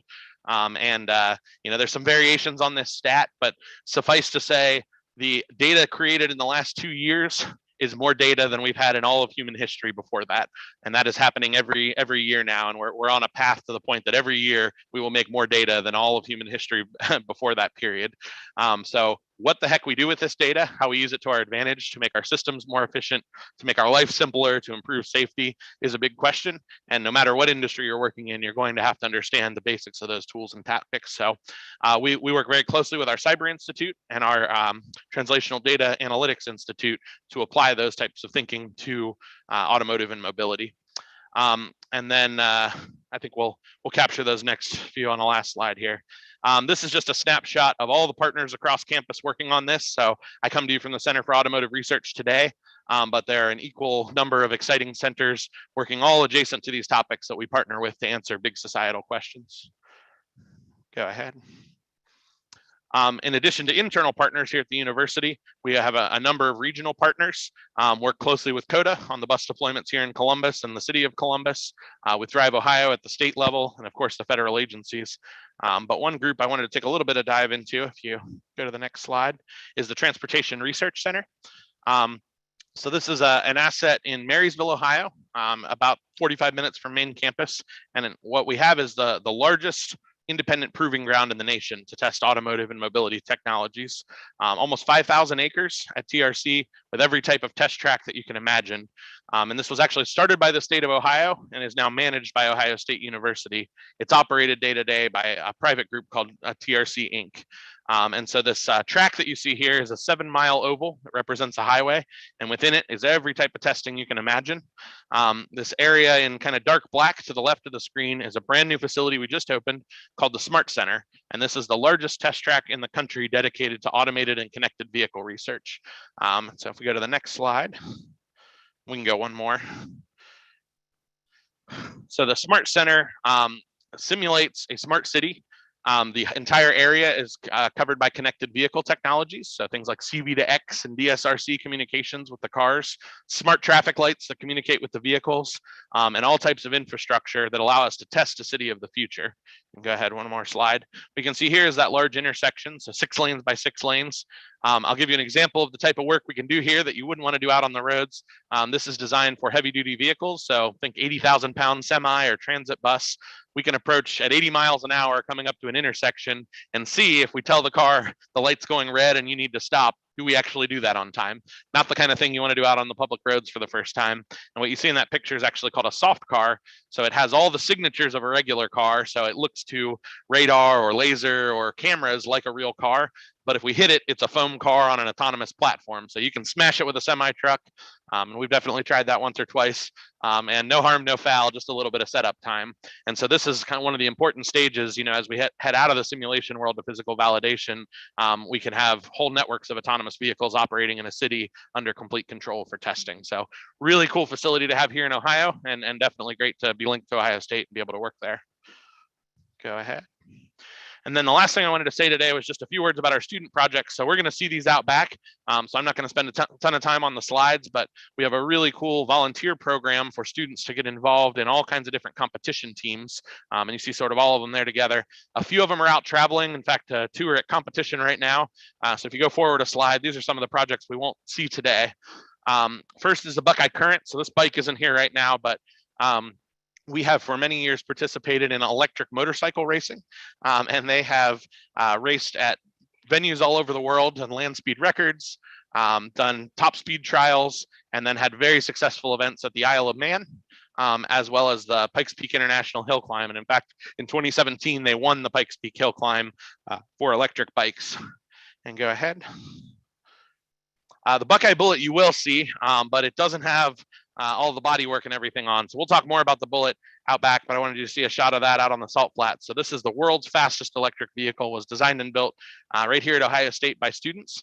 And that has gone 358 mile per hour top speed and set a world record at 340 miles an hour and blow the previous record out of the water by about 100 miles per hour. That was actually the program that got me involved here at Ohio State. So we'll talk more about that when we get out to the car. And then the last is our Formula Buckeyes program. So this is sort of a mini F1 car. They are actually out competing in Las Vegas right now. So that was one of the first teams to get to travel after the pandemic, but they did find ways to work and continue to build a car through this very difficult year. And so we got permission to sort of get ahead of our travel ban by a couple of weeks, which is lifted here, I think, next month. But they were able to go out there. So we thought, why not, for the first trial trip, we'll put a bunch of college kids in a car and send them to Vegas and see how it goes. So I haven't heard anything too bad yet, but they're out there competing with that car right now. So that wraps up my formal presentation in that half, and then we'll spend the second half here walking around the building. So maybe I'll pause for one moment and see if there's any questions we want to take at this time, or if we start walking and talking. Yeah, thank you, David. I think we could probably go ahead and walk and talk a little bit out to a tour of the cars facility and showing the EcoCar and some of the student projects. That would be great. We are super to see that. And you gave us so much great information. If you were, and you can answer this question kind of on the go. We'll start walking. Yep. Sure. If you were encouraging high school or middle school students to kind of become involved in some of these programs that you talked about, is there, maybe one specific program? I know you talked about some K-12 STEM programs and camps that you might encourage as kind of a starting point for students to get involved. Yeah, absolutely. So I think a great start point is our summer camp. And so we run that every year, and it's open for high school students, any age, as long as you're in high school. That's a great way to get one really dedicated week. You spend, what is it, Jen, 9 to 4 with us. So it's a day camp, and we walk through all aspects of the automotive industry and mobility industry. We do some really cool field trips. They'll get out to that test track. And we build an autonomous model of autonomous car and teach them some programming and things like that. So we've really put a lot of effort into growing that over the last 5 years as sort of a first impact. At the moment, we only are able to have 20 students per year participate in that, but we've had so much support of that and excitement around it. We're looking at ways to drastically expand that for future summers. Mostly Honda that supports that today, as well as a few new industry partners are helping us to scale that up. So that's a great one, and Jen can help direct everybody to where the applications for that are. Unfortunately, this year's camp is already determined. That happens here in a few weeks, but starting next year, we'll recruit for a new class for camp. And then we also have internship programs, and those tend to be summer long. We actually match you with a researcher. Obviously, you need to be within a distance that you can travel to Ohio State's campus to get the full impact. But we have had virtual internships through the pandemic and found ways to do that. Much better to be in the labs doing cool stuff than all on your computer all day long. But we're open to various ideas as we look to the future for ways of doing those things. Great. And then, smaller impact, we love to have the tour groups out. So if anybody wants to bring their classes, things like that, Jen runs evening sessions when the public can come take a tour. So parents, family, teachers, come walk through with us. But then if you want to do something with your class, one day or half day experience, we're happy to help arrange those as time allows. So. Awesome. All right, we will get on with the tour. So first lab, I just want to make a quick stop in is our driving simulator lab or driving dynamics lab. What you're looking at here is a fully functioning driving simulator. Now it might look like a video game, some days it may even be used that way, but there's actually a real purpose we have this here, which is to really advance the simulation side. It's very, very expensive to do real world testing. And the more you can do in the computer and through simulation, the better. And so what we're able to do is to actually put full vehicle models, flash complete simulation models, and the same software we would run on our prototype vehicles, but do that on the simulator here. And this is a 3-axis motion simulator. There are much more expensive versions. So we do other work with $5 and $10 million simulators. The idea here isn't to give the driver a huge motion experience and feel like they're in the car, but it allows us to kind of prototype some of the different development softwares with the driver in the loop. So the driver is actually controlling the steering wheel and the buttons on the dash and operating the vehicle. And so we can really start to prototype and save a lot of time out at the track with these types of systems. We'll head on to the back.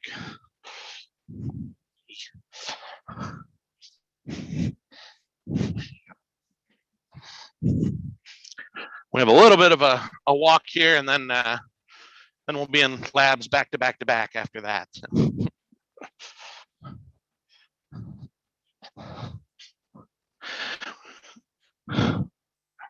We're now coming out into our high bay, which is our flexible research space.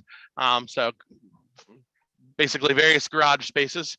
The first project we'll bump into is the EcoCar program. So you saw that briefly on one of my slides. This was funded by the U.S. Department of Energy through ARPA-E, the Advanced Research Projects Agency. And at a very high level, again, the idea was to take the technology that's already coming on modern cars, so some of the connectivity, some of the information about navigation and mapping, and use this information, now that you know more about the vehicle and its mission, to operate more efficiently. In the old days, if you rewind a few years, we could think about things like eco driving. So just telling the driver, when to cruise and how to approach hills, things like that. But that was really very driver dependent, that they learned how to drive the car the most efficiently. The idea here is we actually get into the powertrain controls and we use all this knowledge. So the user puts in a destination in the navigation system. We now know where you're headed, the different route options, what the traffic lights and timing might look like, what the grade looks like, so where the hills and valleys are. And some simple examples, if I know all the hills up and down for your whole trip, and I have a hybrid vehicle, I can actually optimize how I use the battery. So I can make sure that I fully exhaust the battery going up the hill, and I allow it for it to recharge and do regenerative braking or get regen energy as you coast down the hill. That's something a human driver can't do. You can't get in there and tune the controls on the battery. But if I know more about your mission or how far you're going, I can really optimize the usage. Another one is talking to traffic lights. So if I know all the traffic lights on the route and I know what's called their signal phase and timing, I can do what's called green waving. So never hit a red light again. the worst thing you can do from an energy standpoint is to always be accelerating and decelerating mass. And so if you're slamming on the throttle, to try to get to the next light, but then you get the red light and slam on the brakes, and then you hit the throttle hard again, you might use as much as twice as much energy as the person next to you that's driving, just calmly and coast through the green lights. So we can actually time the car and adjust the speed to make sure that we're not doing, massive dynamic maneuvers that require a lot of energy. And we have demonstrated on real world routes, up to 30% fuel economy savings. And so the mission from ARPA-E was 20% plus for less than $1,000 added to the car. So we really couldn't put much hardware on the car. It's all in computers and algorithms. And so we met that mission. So $500 added to the car, 30% increase on fuel economy, averaged over 20 different types of routes. All right. The next lab we're going to go into is one of our engine and powertrain labs. And for the camera team, just watch your step as we come through here. There's a couple of tripping hazards. I meant to come in the other way. But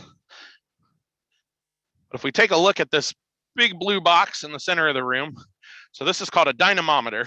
And that's basically a big electric machine that allows us to put a load torque on an engine. This particular dyno has 2 different experiments set up. We would only run one at a time, but if you look to either side, you'll see some engines.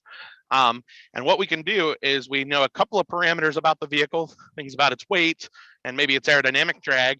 We punch those into the computer, and then we can sit in the lab and stress the powertrain just like it's out on the road. So I can create any drive cycle, up and down hills, all different speeds, and we can load the engine as if it were in a car out on the road. Now, we might do any number of things in this lab to test a fuel, a component, a control algorithm, really anything you can imagine in the powertrain. But this allows us to isolate it to the powertrain and to test any weather conditions, any drive cycle conditions, anything you can imagine in a controlled environment. The 2 projects you see in here right now, this one is with a major auto manufacturer, and they're actually doing some really cool work where they have for one of the first times ever, they have optical access to one of the cylinders in a production engine. If you've ever seen pictures of how a combustion cycle works and what the flame front looks like, those are usually done on very, very special research prototype engines, but this is actually pulled from the factory line, and we have a high-speed camera, and so we can actually analyze how the air is swirling in the engine and how the combustion process is going on an as-produced factory vehicle. The other side is actually a training engine. So we have a class here for college students where they get in these labs and they just learn about how to operate an engine dyno, how to collect data. And so it's a bit of a training course, and we'll take them through all the different labs you'll see today. They spend a week in each lab learning about how to do this kind of testing as they head out into the auto industry. You happen to see 2 internal combustion engines in here today, but we have 4 of these labs, and you might see any mix of hybrid systems, electric machines, or IC engines in the different labs. So we're going to go that way. And we're now going to go into a kind of a special room. So we just came out of engine dynamometers. This is going to be a vehicle chassis dynamometer. If you see the rollers down here on the floor under the car, this is actually a very similar system to the engine dynos you just saw, but instead of being directly coupled to the engine, we actually have rollers that you can drive the car on. So you could think of this like a treadmill for cars. If you ever heard about it, someone tuning a race car, they say we're going to the dyno. This is probably the kind of facility they're talking about. Just like in the engine dyno, we are able to put in a few parameters of the vehicle, and then we can go stress it like it's on the road. So we're not just spinning the wheels, freewheeling up in the air. We're actually loading the car, seeing the different things it would see out in the real world. The room is called a hemianechoic chamber, and it's for noise and vibration. And so the idea is to absorb all the sounds. If you were out in the real world, you would lose those off to the trees and the ambient areas, but you would still have sound reflection off the ground plane. So we didn't just forget to do the floor in here. That's on purpose. This is supposed to represent real world driving. So if you want to look at engine noise, tire noise, passenger compartment noise, you can use a facility like this to do that. The project we have in here today, though, is very special. So I'm going to turn it over to Colin from the EcoCar team, who's going to tell us a little bit more about a student project named EcoCar. You heard me talk about some of the different programs that we're going to see in the back building. EcoCar has a bay back there, but they're up here in the front building using some of the research labs to develop the next generation of their vehicle. Sure, yeah, thanks, David. So as David said, I represent the EcoCar team, one of the several student project teams here at the Center for Automotive Research. Now, our particular project, so we're sponsored by General Motors, Bosch, MathWorks, just to name a few, and then managed by Argonne National Laboratories. And essentially what we do is our project works in 4-year cycles. And we compete with 10 other universities around North America. So a couple in Canada and then most in United States. So we were given a 2019 Chevy Blazer from General Motors. And essentially what we do is we gut the entire thing, clean it out, and we re-engineer it from the bottom up. And then of course we have some objectives. So our goal is to make it a hybrid electric vehicle. So we incorporate an electric motor, a battery pack, and then also depending on where the automotive industry is moving at the time, we'll incorporate some of those elements. So right now we are working on incorporating some driver assistance features and making the vehicle semi-autonomous. As you can see here, we are hooked up to the chassis dyno. As David mentioned, typically we're out in the garage where we can have it up on a lift and work underneath. But our controls team, who are working on integrating the electric motor in our new engine that we put in the vehicle, they are here sort of refining their strategy. And so this dyno gives us the opportunity to test our vehicle, refine our controls without having to take it on the open road, because this is student built, it's not technically road legal yet. Hopefully we'll get there someday. But what we've done here is we've added an entirely new engine into it, a turbocharged engine to downsize it, give it better gas mileage. And then actually, could you follow me around back? That's where we've added most of our changes here. As you can see, a few of our sponsors, very thankful for them. And then around back here, sorry, I'm speeding up a little bit. This is where we've really focused a lot of our efforts. So this here is our battery pack. And then below the battery pack, as you can see, it's elevated. We have an electric motor below. Now, our vehicle, one aspect of the competition is there's a business side. And we have to operate in a mobility as a service application. You might be familiar with Zipcar, Car2Go. And so our goal is to maintain a lot of those consumer features and creature comforts. And so one aspect that this vehicle had when we got it is all-wheel drive. So our electric motor powers the rear wheels, while our combustion engine powers the front. So we can have each run on its own or have them run simultaneously for more power. And that allows our car to be more capable, but also, like I said, we're trying to maximize fuel economy and see what kind of strategies we can implement in the automotive industry now. And then for EcoCar, that's a big gist of what we do. We also focus on a lot of outreach events. We partner with CAR, take tours take different groups on tours of the facility, as well as show off, of course, like some of the student project teams and what research is happening at the facility. And you will get into more of the details out in the garage to see a lot of the other exciting projects that are going on currently. Tell us about your recent competition. Yeah, the recent competition. So I don't think I mentioned this, but this current project runs in 4-year cycles. So this started back in 2018. We just wrapped up year 3 of the four-year cycle, and we had a competition back in May. So essentially what would happen in a typical year is we would go out to, this year we were supposed to go out to Arizona, and all 11 schools would go to compete. We would have a test track, and we're graded on drive quality, energy consumption, our connected and automated features. So that's the autonomous features. And I'm going to forget a few, but this past year looked a little different. So we actually went up to the Transportation Research Center in East Liberty, Ohio, so about 45 minutes northwest of Columbus. And we were lucky enough that West Virginia University and Virginia Tech University were able to join us, and we were all able to test our vehicles together.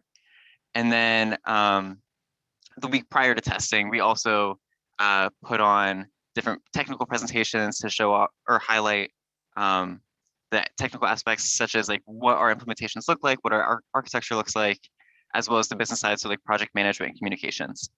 Overall, we are very happy with how we finished out the year. We ended up getting 2nd place overall out of the 11 teams. And in particular, we were noted for connected and automated vehicles presentation, our final technical report, and our drive quality. Those were standout and got 1st place amongst the competition. So, we try to keep up a reputation.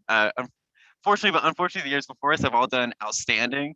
So we really want to keep that up. But if anything, that just motivates us even more. Awesome. Colin, could you tell us a little bit more about what your major is and how you got involved with cars and the eco team? Yeah, absolutely. So I just finished my 1st year of my master's program. So I'm studying industrial and systems engineering. So do a lot with like operations research and the like. So I trying to think of how I got started. I've always been a fan of cars. And so at the involvement fair, EcoCar is just like any other student organization. So even though we're a project team with funded graduate students, at the basis, anyone can get involved. So we are at the involvement fair, and that's first how I got introduced, just by like seeing Center for Automotive Research. And I worked with EcoCar a little bit off and on in undergrad, just like as my availability would allow it. So I worked on the project management team for a semester during the first year and a semester during the second year, and then applied to grad school and the EcoCar program. So now I'm the team's project manager, and this is my first year in that position. Okay, great, thank you. Yeah, thank you. Any other questions about the project? It looks like, so you did mention that it's a 4-year, that the competition's every 4 years. Yes. Could you talk a little bit about how, are the same people involved for all 4 years of the project? How does that kind of work? Yeah, so how it goes is the team is primarily comprised of graduate students. So given that most graduate programs are 2-year commitments, we do see a lot of turnover. So like I said, I just started this year, but this year is year 3 of the competition. So I got a taste of years 1 and 2 just because I was an undergrad student at Ohio State. But a lot of our students are international, so they come over to Ohio State and basically just have a pretty extensive onboarding and knowledge transfer process. So we do see a lot of turnover in that respect. But for the most part, on a grander scale, we see just like a lot of people involved because it is the same 11 schools. I'm not sure if that's what you're referring to with the question, but the same 11 schools involved throughout the whole 4 years. Yep, great. Yeah, thank you so much. And our last question is, could you tell us what was your kind of thinking back to your undergrad, what was one of your first classes that kind of got you interested in your major, or did you always know that you wanted to go this route? No, I did not. So I actually started at Ohio State as a mechanical engineering student, but I found that, well, actually, so my love for cars kind of started when I was a little kid, and that's what pushed me into mechanical engineering. But I found that as a career, I didn't love just the technical aspect of engineering. I really liked combining it with like business and working with people. And talking with some advisors, I talked to some people from the industrial engineering department, and I took a couple of the introductory classes, and it's kind of like puzzle work, and I really enjoyed that.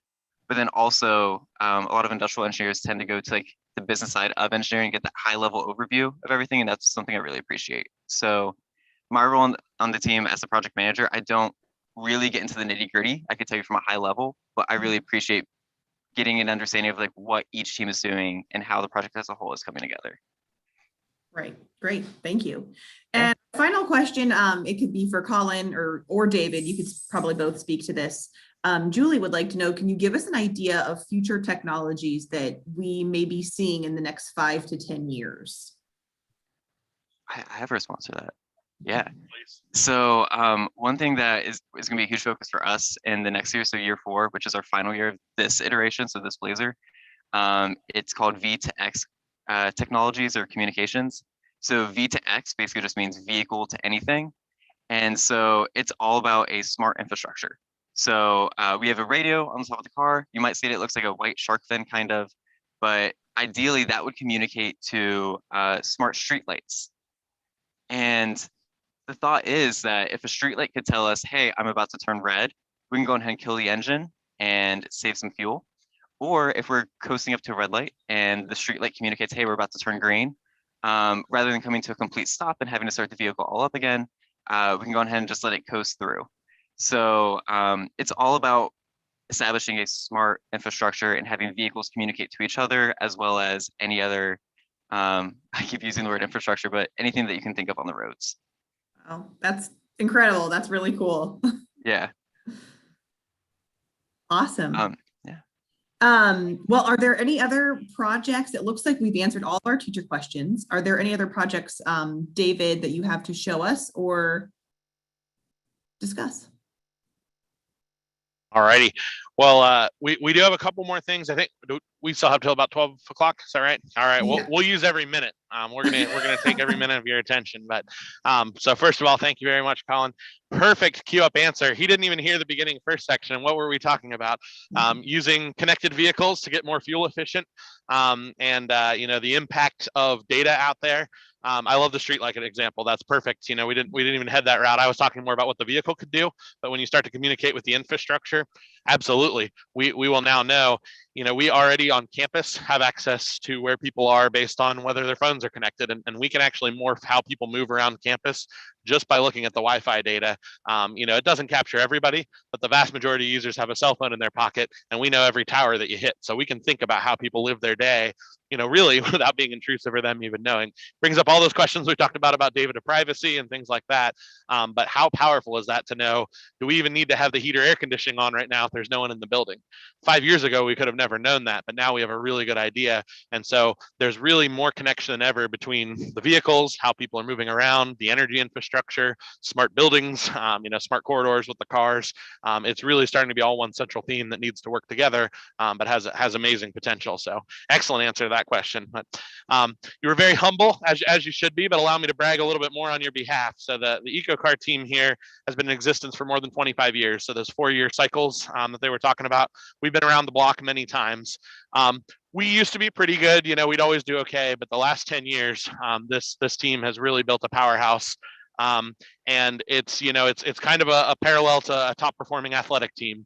For lack of a better example, I'll point to our football team. It's not by accident you're in the top 10 every year. It's really good program management. It's really good, foresight and looking ahead. And so what this team has been able to do is not just have one group that's great, but year over year figure out how to train new people and bring them in, and also look at disciplines outside of just engineering. I can give you all kinds of motorsports projects where they may have had the most pinnacle of, highest pinnacle of technology, done something really great no engineer's ever done. But if you don't have project management and all the other associated business functions alongside that, you're destined to fail. And so something this team has done very well is to form very structured technical teams, project management teams, outreach and communication teams, and tied that all together to be a successful program. So I think 6 straight years of first place, and then missed first place this year by just a couple of points. But prior to that, nobody had ever really had back-to-back championships, much less 3 or 4 or 5. So to be in the number 1 or number 2 for 7 years in a row, really, really impressive. Alongside all that the EcoCar team is doing, we're also very excited this year to launch a new EcoCar Light competition that's with the Society for Automotive Engineers. Same kind of structure, but this is entirely focused on automated cars. So they won't do all the powertrain work, or all the other work that the EcoCar team does inside the car. It'll be fully focused on algorithms. So you'll have the EcoCar at sort of the level 3, very advanced vehicle. That's something like you might buy at the showroom today. And then just across the bay from them will be a team working on sort of 10-year out technology on full automation. And these are just an absolute great way to merge technology and education. I would say that every graduating EcoCar member has like 4 or 5 job offers 6 months before they graduate. There's none of them out looking for a job because they're interacting with 10 or 15 or 20 companies who are just desperate for this kind of talent. So it's been a really great program for outreach, for recruiting, for education, and for actually pushing the technology. So we're very proud of all they continue to do. We will see some more student vehicles in the back, but we've got a couple more research labs to swing through on the way. Thanks again for all your time. So we're gonna peek over at this battery stack for just a minute. So one big question that's starting to come up as the whole world pushes to electrification is, where did all these batteries come from? And more importantly, what do we do with them when they're no good anymore? In automotive and actually consumer electronics terms, we call a battery dead when it's only 80% of its original capacity. So if you've owned a cell phone, you know that a year or 2 in, it never lasts as long as when you first got it. And what actually happens with a battery is every time you charge and discharge it, it loses a little bit of capacity. Unfortunately, it's just the electrochemistry and physics behind the reaction that you don't quite get as much out of it the second time and the third time and the 1,000th time. So if you think about that, compared to your gas tank, that would be like if you had a 25-gallon tank in your car when you bought it. And then 3 years in, you only have a 20-gallon tank, and 10 years in, you only have a 5-gallon tank. So the agreement amongst manufacturers of all types of different equipment is basically for portable applications like cars and planes and phones and consumer electronics. We call the battery dead when it's only at 80% of its original capacity. Now, an auto company wants to throw that battery away, but a lot of people might look at that and say, well, 80%, that's pretty good for what I need it for. And so what you start to see is different uses that are more along the lines of things where weight and volume don't matter quite as much. You're willing to have it be, you can think of it as 20% bigger for the same capacity. And so what the auto companies are saying is, so these packs in front of you, each one of these on the shelf is basically a full electric EV pack out of a retired vehicle. And that pack, which may be, I don't know, 500,000 pounds, something like that, it's going to cost the manufacturer something like $3,000 to recycle. And so when the car goes to be scrapped, somebody has to pay $3,000 to trash that battery pack. But if we can instead turn that into a commodity, we actually have a battery that still has 80% of its capacity left. What other uses could we use that in? So second life of batteries is nothing new. People have been thinking about it and talking about it for as long as there have been batteries. But the question now is, as battery packs really come offline very quickly, we're seeing some of the earliest Toyota Priuses, earliest other models that were out in the mid to late 2000s. There's starting to be hundreds and thousands and tens of thousands of battery packs coming offline every day. And so a question we were actually asked by a power company is, could we use these batteries? Because we buy them at full price, just like the auto companies. They have all kinds of different things in the power grid for frequency modulation, all the way up to actually backup power. Like you maybe have a battery backup at home on your computer, a UPC, where you can actually provide power for some amount of time just off the batteries. What the power company said is, if we took 100 vehicle packs and strung those all together and put them out in a field somewhere, could we actually tie this into the grid and use these free cells that the auto companies are happy to give away to actually support the grid and allow for more renewable energy, for example? Can we use that to offset solar in the evenings when there isn't as bright a sun or no sun, or wind at times that there's no wind? And so we've done quite a sequence of projects, and you'll see a few more as we walk around, to assess batteries for second life. So we look at things like, does it make the most sense to break them up and rebuild new packs with them? Or can we use them in the context of the vehicle like they are here? What are the limits when you start to string a whole bunch of batteries together that have all different backgrounds? So batteries tend to be a weakest link in the chain kind of thing. And so if you have one bad battery and you trash, a whole field of batteries, that's a problem. So how do we create a new approach to diagnostics, new use cases to really make the most out of these recycled second life batteries? All right, let's see if I have any luck with the big door here. You know what, that top latch, maybe we'll go out and around. It's stuck again. There we go. And David, as you're going outside, we have a question for you. Yeah, absolutely. It's gonna get a little noisy, so I'm gonna step back in here so I can hear you. Go ahead.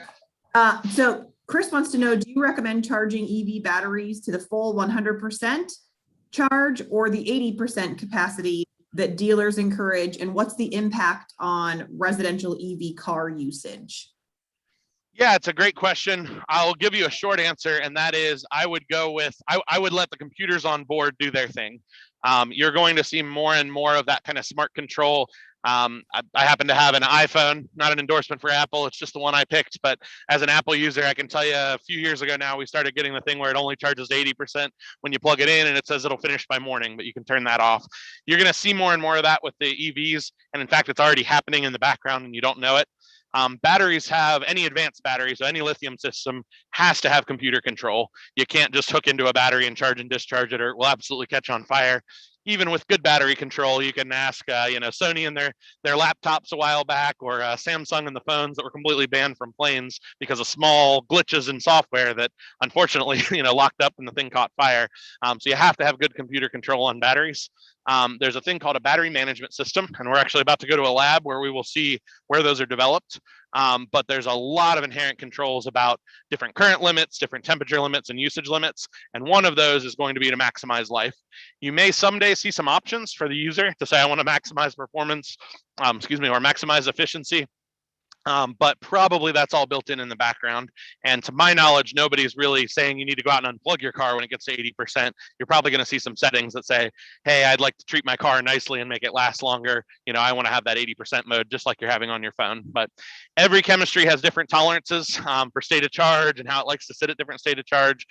So when we go into the battery labs, you'll see that's one of the big things we're looking at. What is the impact of cycle life and how we treat the battery on how long it lasts. It's pretty loud out here, so I'm gonna stop in the doorway. But maybe if you want to go shoot the truck and what's going on there, you're welcome to zoom around the room. Yeah, just stop at the chain here, but you can peek around and see anything else you see. I'm gonna go back in the room here so you don't pick up too much noise. But what you're looking at right now is our heavy duty chassis dyno. So you saw the EcoCar team on the light duty dyno. This is the same idea, but for big commercial vehicles. So actually running in the background is that semi truck. So that's a customer vehicle. And what we're able to do is just like I talked about in the engine dynos and the chassis dynos, we can load these vehicles like they're out on the highway. This room was designed for commercial vehicles up to about, well over 80,000 pounds, which is the road limits here in Ohio. It can handle a semi truck, but we can actually move the wheelbase. And so that can go all the way the full length of the room. And we can actually handle up to a full-size city bus and do a 4-wheel drive dyno. So anything you can imagine, think delivery truck, semi-truck, transit bus, even military vehicles. We've done some work on the development of the next gen troop carriers. So really just at any time we want to lock the vehicle down and be able to isolate it from its atmosphere and run repetitive testing. What they're doing today, this is actually probably a natural gas vehicle, and there's some really tight standards on how they perform what's called misfire detection. And so they're really interested, and they have to certify to the EPA that they're not wasting fuel and efficiency by having engine misfires. And on natural gas, that's a lot harder to do than it is on a conventional vehicle. It's one of the biggest challenges with natural gas. So they're actually probably very likely preparing for and practicing for an EPA certification test to make sure that they're in compliance when they go to do that. I mentioned our up and coming transit testing programs. We're actually very excited. We'll get to expand this room and build on about 3 more test cells like this, but dedicated to electric and autonomous commercial vehicles. So we'll be able to do full road simulations of an AV, things like virtually throwing things out in front of it. So we could have various animals or things in the street that we could virtually throw out in front of the vehicle while it's on the dyno, and we could start to look at the responses of the vehicle to those different stimuluses, in addition to testing things like fuel efficiency and range for EVs. All right, we'll head on down this corridor. So back to thinking about batteries, EV world. There's a variety of projects you'll actually see. We've run out of lab space, so we're creeping out into the high bay here, but everything in front of me is very charging centric.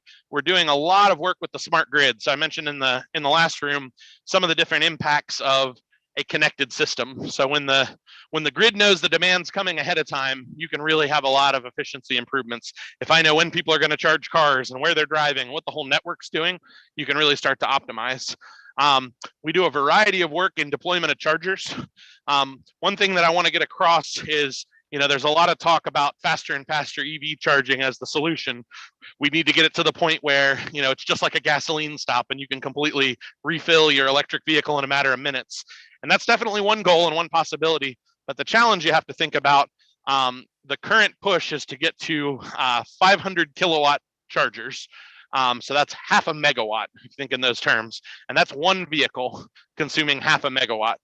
To put that in perspective, a large city might only have 100 or a few hundred megawatts of power supply to the whole city. So if you think about something like Columbus, we maybe have 300 to 500 megawatts supplied. That would say you would need to displace all the energy that Columbus consumes, all 1 million people, all the industries, all the factories, and that would only be able to charge maybe 1,000 vehicles at once at those pulse charging. So you have 1 million residents and you would need all the power in the city to charge 1,000. That's not maybe the solution. Even if we imagine, that's not the answer. Be pulse charging your car at all speeds. You have to look at a wide variety of different solutions to get the power to the vehicles. What's going on here is a couple different prototype chargers to look at fast different areas. And one of the cool things building on that life, this actually batteries in it like the last. So that could be off of solar, that could be off of a normal like extension cord 110 power input, but we would slowly charge up those batteries, but we would be able to do a pulse charge, a few events a day. So if you think about areas that aren't a gas station, not a fueling station where you're just fueling car after car, but maybe in a small community or out at a more remote area, this would maybe be able to charge 10 cars a day, but with very, very little power input. And you would use basically free batteries to charge up slowly over time, collect solar energy, and then be able to do pulse charges on a few cars. But you can almost completely isolate this from the grid. So just one of many different solutions that might problem of deploying mass scale energy. The lab that sits behind this is our high voltage energy lab. So we have a wide variety of different cyclers where we're able to hook up battery packs and we can put them through their paces. So just like we saw engine dynos and chassis dynos, you could think of this like a battery pack dyno, and we'll basically hook up large scale packs and then just charge and discharge them over and over and over again and see how they perform. Rather than do that at the pack level though, we're gonna go in this room across the hall, which is the cell level version of that. So instead of working with a huge battery pack, very expensive, very complex, and a lot of power moving around, we can actually scale that back to the cell level.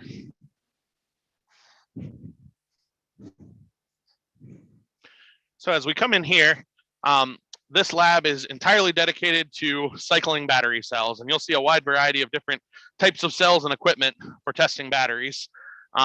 If we eventually spin around a bit to the left, these are our cell cyclers, and we have hundreds of channels, and basically each channel you hook up to a battery cell.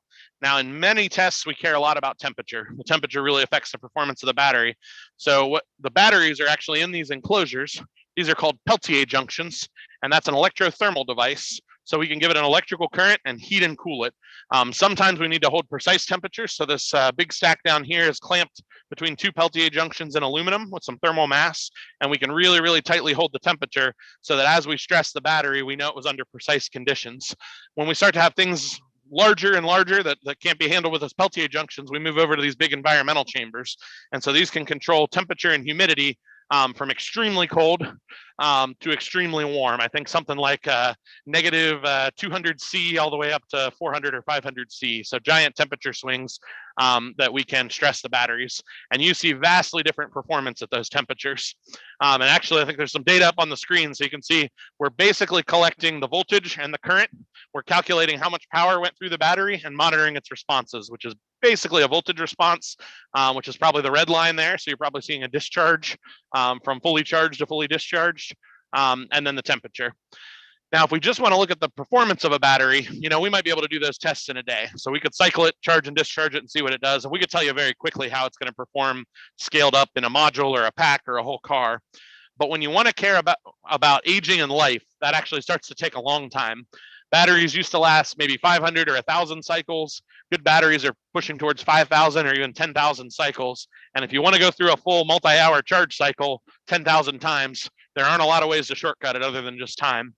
We have come up with, for more than 20 years, different advanced aging techniques. So we can put simulated load on the batteries and accelerate that. In some of our more aggressive tests, we would say we could fully characterize a battery in about 6 months, but it is 6 months of 24/7 charge, discharge, hold temperature, process data. And so a lot of these labs run lights out and will take many, many months of data. When we're done, we know everything there is to know about how that battery performs across all different temperatures, all different current limits, and across its entire life. And we can then extract data from that and build it into a simulation model and extrapolate that in a much larger way. So I now have the math behind it, and I can tell you how the battery is going to perform in any scenario you throw it in. So we spend 6 months, maybe a year, to gather all that data. But then for the next 5 years, I can build models off of that and make changes to the car and know how it's going to respond. And we do that at the pack and the module level as well. But it's a much, much more expensive test to move a lot more power around. So we tend to do as much as we can at the individual cell level. But that's allowed us to characterize all kinds of different chemistries, up and coming technologies, as well as control systems. We were talking about the BMS. We can test out, is that functioning? How do we change parameters? How do we make the batteries last longer? So in the final few minutes here, we're going to visit our student projects building. As you come along the way, the first Buckeye Bullet. I showed you a picture during the PowerPoint section of the latest Buckeye Bullet, but this one we're passing now was actually the first electric vehicle to ever exceed 3 miles per hour anywhere in the world. So this broke the record at 315 miles per hour, powered by about 18 Toyota Priuses worth of battery packs packed in there. So as we come into the student projects building, the front building is really dedicated to research with the industry, government, and our labs. This building has a whole different way of thinking. These are our student programs, and they are student-led. They're formed like after-school clubs, but I call them after-school clubs on steroids because they tend to sort of dominate and take over the life of the students. They really put all their time into this. Very hands-on applied projects. We saw a few in the PowerPoints. The Formula Buckeyes are traveling, and the Buckeye Current bike isn't here. This is one of Buckeye Current's new projects, sort of a pandemic project to train some of their students while they were out of the labs, but they actually acquired an old dirt bike, and they're converting it to fully electric. So they use this as a training tool with their students to challenge them to build battery packs, integrate motors, and design controls. So over the course of the summer, they'll finish this off, and then they're going to go have some fun at some exhibition events. And then I hear they're getting back to road racing next year. You can see some of the battery packs over on the table there. Those were designed and built right here in the shop.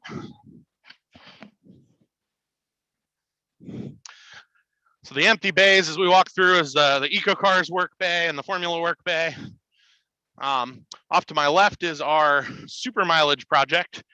So this is ultra fuel efficiency. I don't know if you can really tell on the video, but this is a very small, very light car, much smaller than me for sure, and they would never let me drive. They say they care about fuel efficiency and need ultra lightweight, but the vehicle is only about 100 pounds for the entire vehicle. And it's very, very low horsepower, but they're very, very focused on ultra fuel economy. So we're not quite there yet, but winners in this competition will actually get about 4,000 miles per gallon. Now they're not going highway speeds and moving a soccer team around, but the idea that they study every ounce of efficiency, where every drop of fuel is going to rolling resistance, aerodynamic drag, and really have a firm grasp on fuel efficiency as they move forward. Off to my left here is the Baja SAE project. So these are off-road competition vehicles. They're internal combustion engines. It's basically a little lawn and garden engine from Briggs & Stratton. And all the teams have to use the same engine and they can't mess with the power. But with that fixed engine, they design and build everything else around it. So custom gearboxes, four-wheel drive systems, suspension, chassis. They go out and race, and you can see this one's just back from competition, completely covered in mud. It's actually absolutely guaranteed that the students will come back, and the only color you see on the car is brown. They're just head to toe covered in mud. They'll actually for sure roll down through rocks and down hills, and just a wild time out in the Baja cars. And then the last of the vehicle competitions is the Buckeye Bullet. So this is the picture that you saw earlier. The vehicle's probably hard to get in one frame, but it's 36 feet long and 8,000 pounds. Actually has more than 2,000 horsepower on board, and has traveled to 358 miles per hour. At 300 miles an hour with the previous cars, we could kind of capture a lot of existing technology, integrate it in a new way, and do cool things. But when we were trying to get to 400, which is the goal for this vehicle, we really found we had to design every single component from the ground up for the mission. So the battery chemistry, the transmissions, the power electronics, the motors, every single component of this vehicle was absolutely designed and built for the mission. Took about 5 years to get all of that technology together, so it was a much larger build time than we had envisioned. But in the end, it is the most powerful and fastest EV ever built. We have been very track limited with this vehicle, so we've had a lot of trouble getting the space that we need to properly get it to speed. We are looking at other venues and actually considering a major upgrade to the motors, but the vehicle is well positioned to go over 400 miles per hour, and actually with a little bit of a motor upgrade, the simulations say that it is quite possible that this could go over 450 miles per hour and become the fastest vehicle ever, fastest wheel-driven vehicle ever raced. So the stat that our professional driver loves is that 12 people have walked on the moon, but only 9 have driven 400 miles per hour. So we're trying to get him to be the 10th in the 400 mile per hour club. And a very last shot as we close things out, the back of the shop is dedicated to fabrication. So almost everything you saw today is built here. And I'll get a quick shot as we walk by of that underwater. So another competition that we host This is an underwater autonomous submersible. So just like the automated vehicles on the streets we talked about, but this one's underwater. And so they have all kinds of cool missions to do. They have to pilot this thing in 3 dimensions instead of 2, and go down and complete missions underwater. But the whole rest of the shop is dedicated to fabrication, completely open for the students' uses. I'm gonna go this way for the fan, so you can keep walking around, but I'll try to keep my mic out of the fan there. It's a little loud in here, but metalworking shop is what we're looking at now. So mills and lathes, both conventional and CNC. Around the other side of the shop, we've got welding equipment, heavy duty metal fabrication, woodworking shops, paint shops, carbon fiber and composites. So to us, a very, very important part of the process is that the students are actually completing it start to finish, from design, fabrication, testing, seeing how it's failing. The world's become such a complicated place that when you get to industry, you really only get to focus on one part. But we like that in this shop, they're really seeing projects from start to finish at every aspect. It's really, really important to the learning process. So I think I'm right at time. So I'm gonna pause there and let others take over. But thanks so much for visiting with us today, and we hope to see you all in person in the future. Yes, great. Thank you so much. I've been to the facility, and every time I learn something new, and it's just really incredible the work that the students and the university is doing there with EV vehicles. So thank you so much, David. And also thank you to Ryan and Jimmy for hosting today's events. Obviously, our time is up, and we want to respect the teachers' times. So before we go, a couple of things just as reminders. Teachers, tomorrow you will receive an email evaluation for you to complete, and teachers that do complete that evaluation will receive some OEP prizes to come. And finally, a recording of this trip will be available on our YouTube channel. So we hope everybody learned something new and that they can take that back to their classrooms.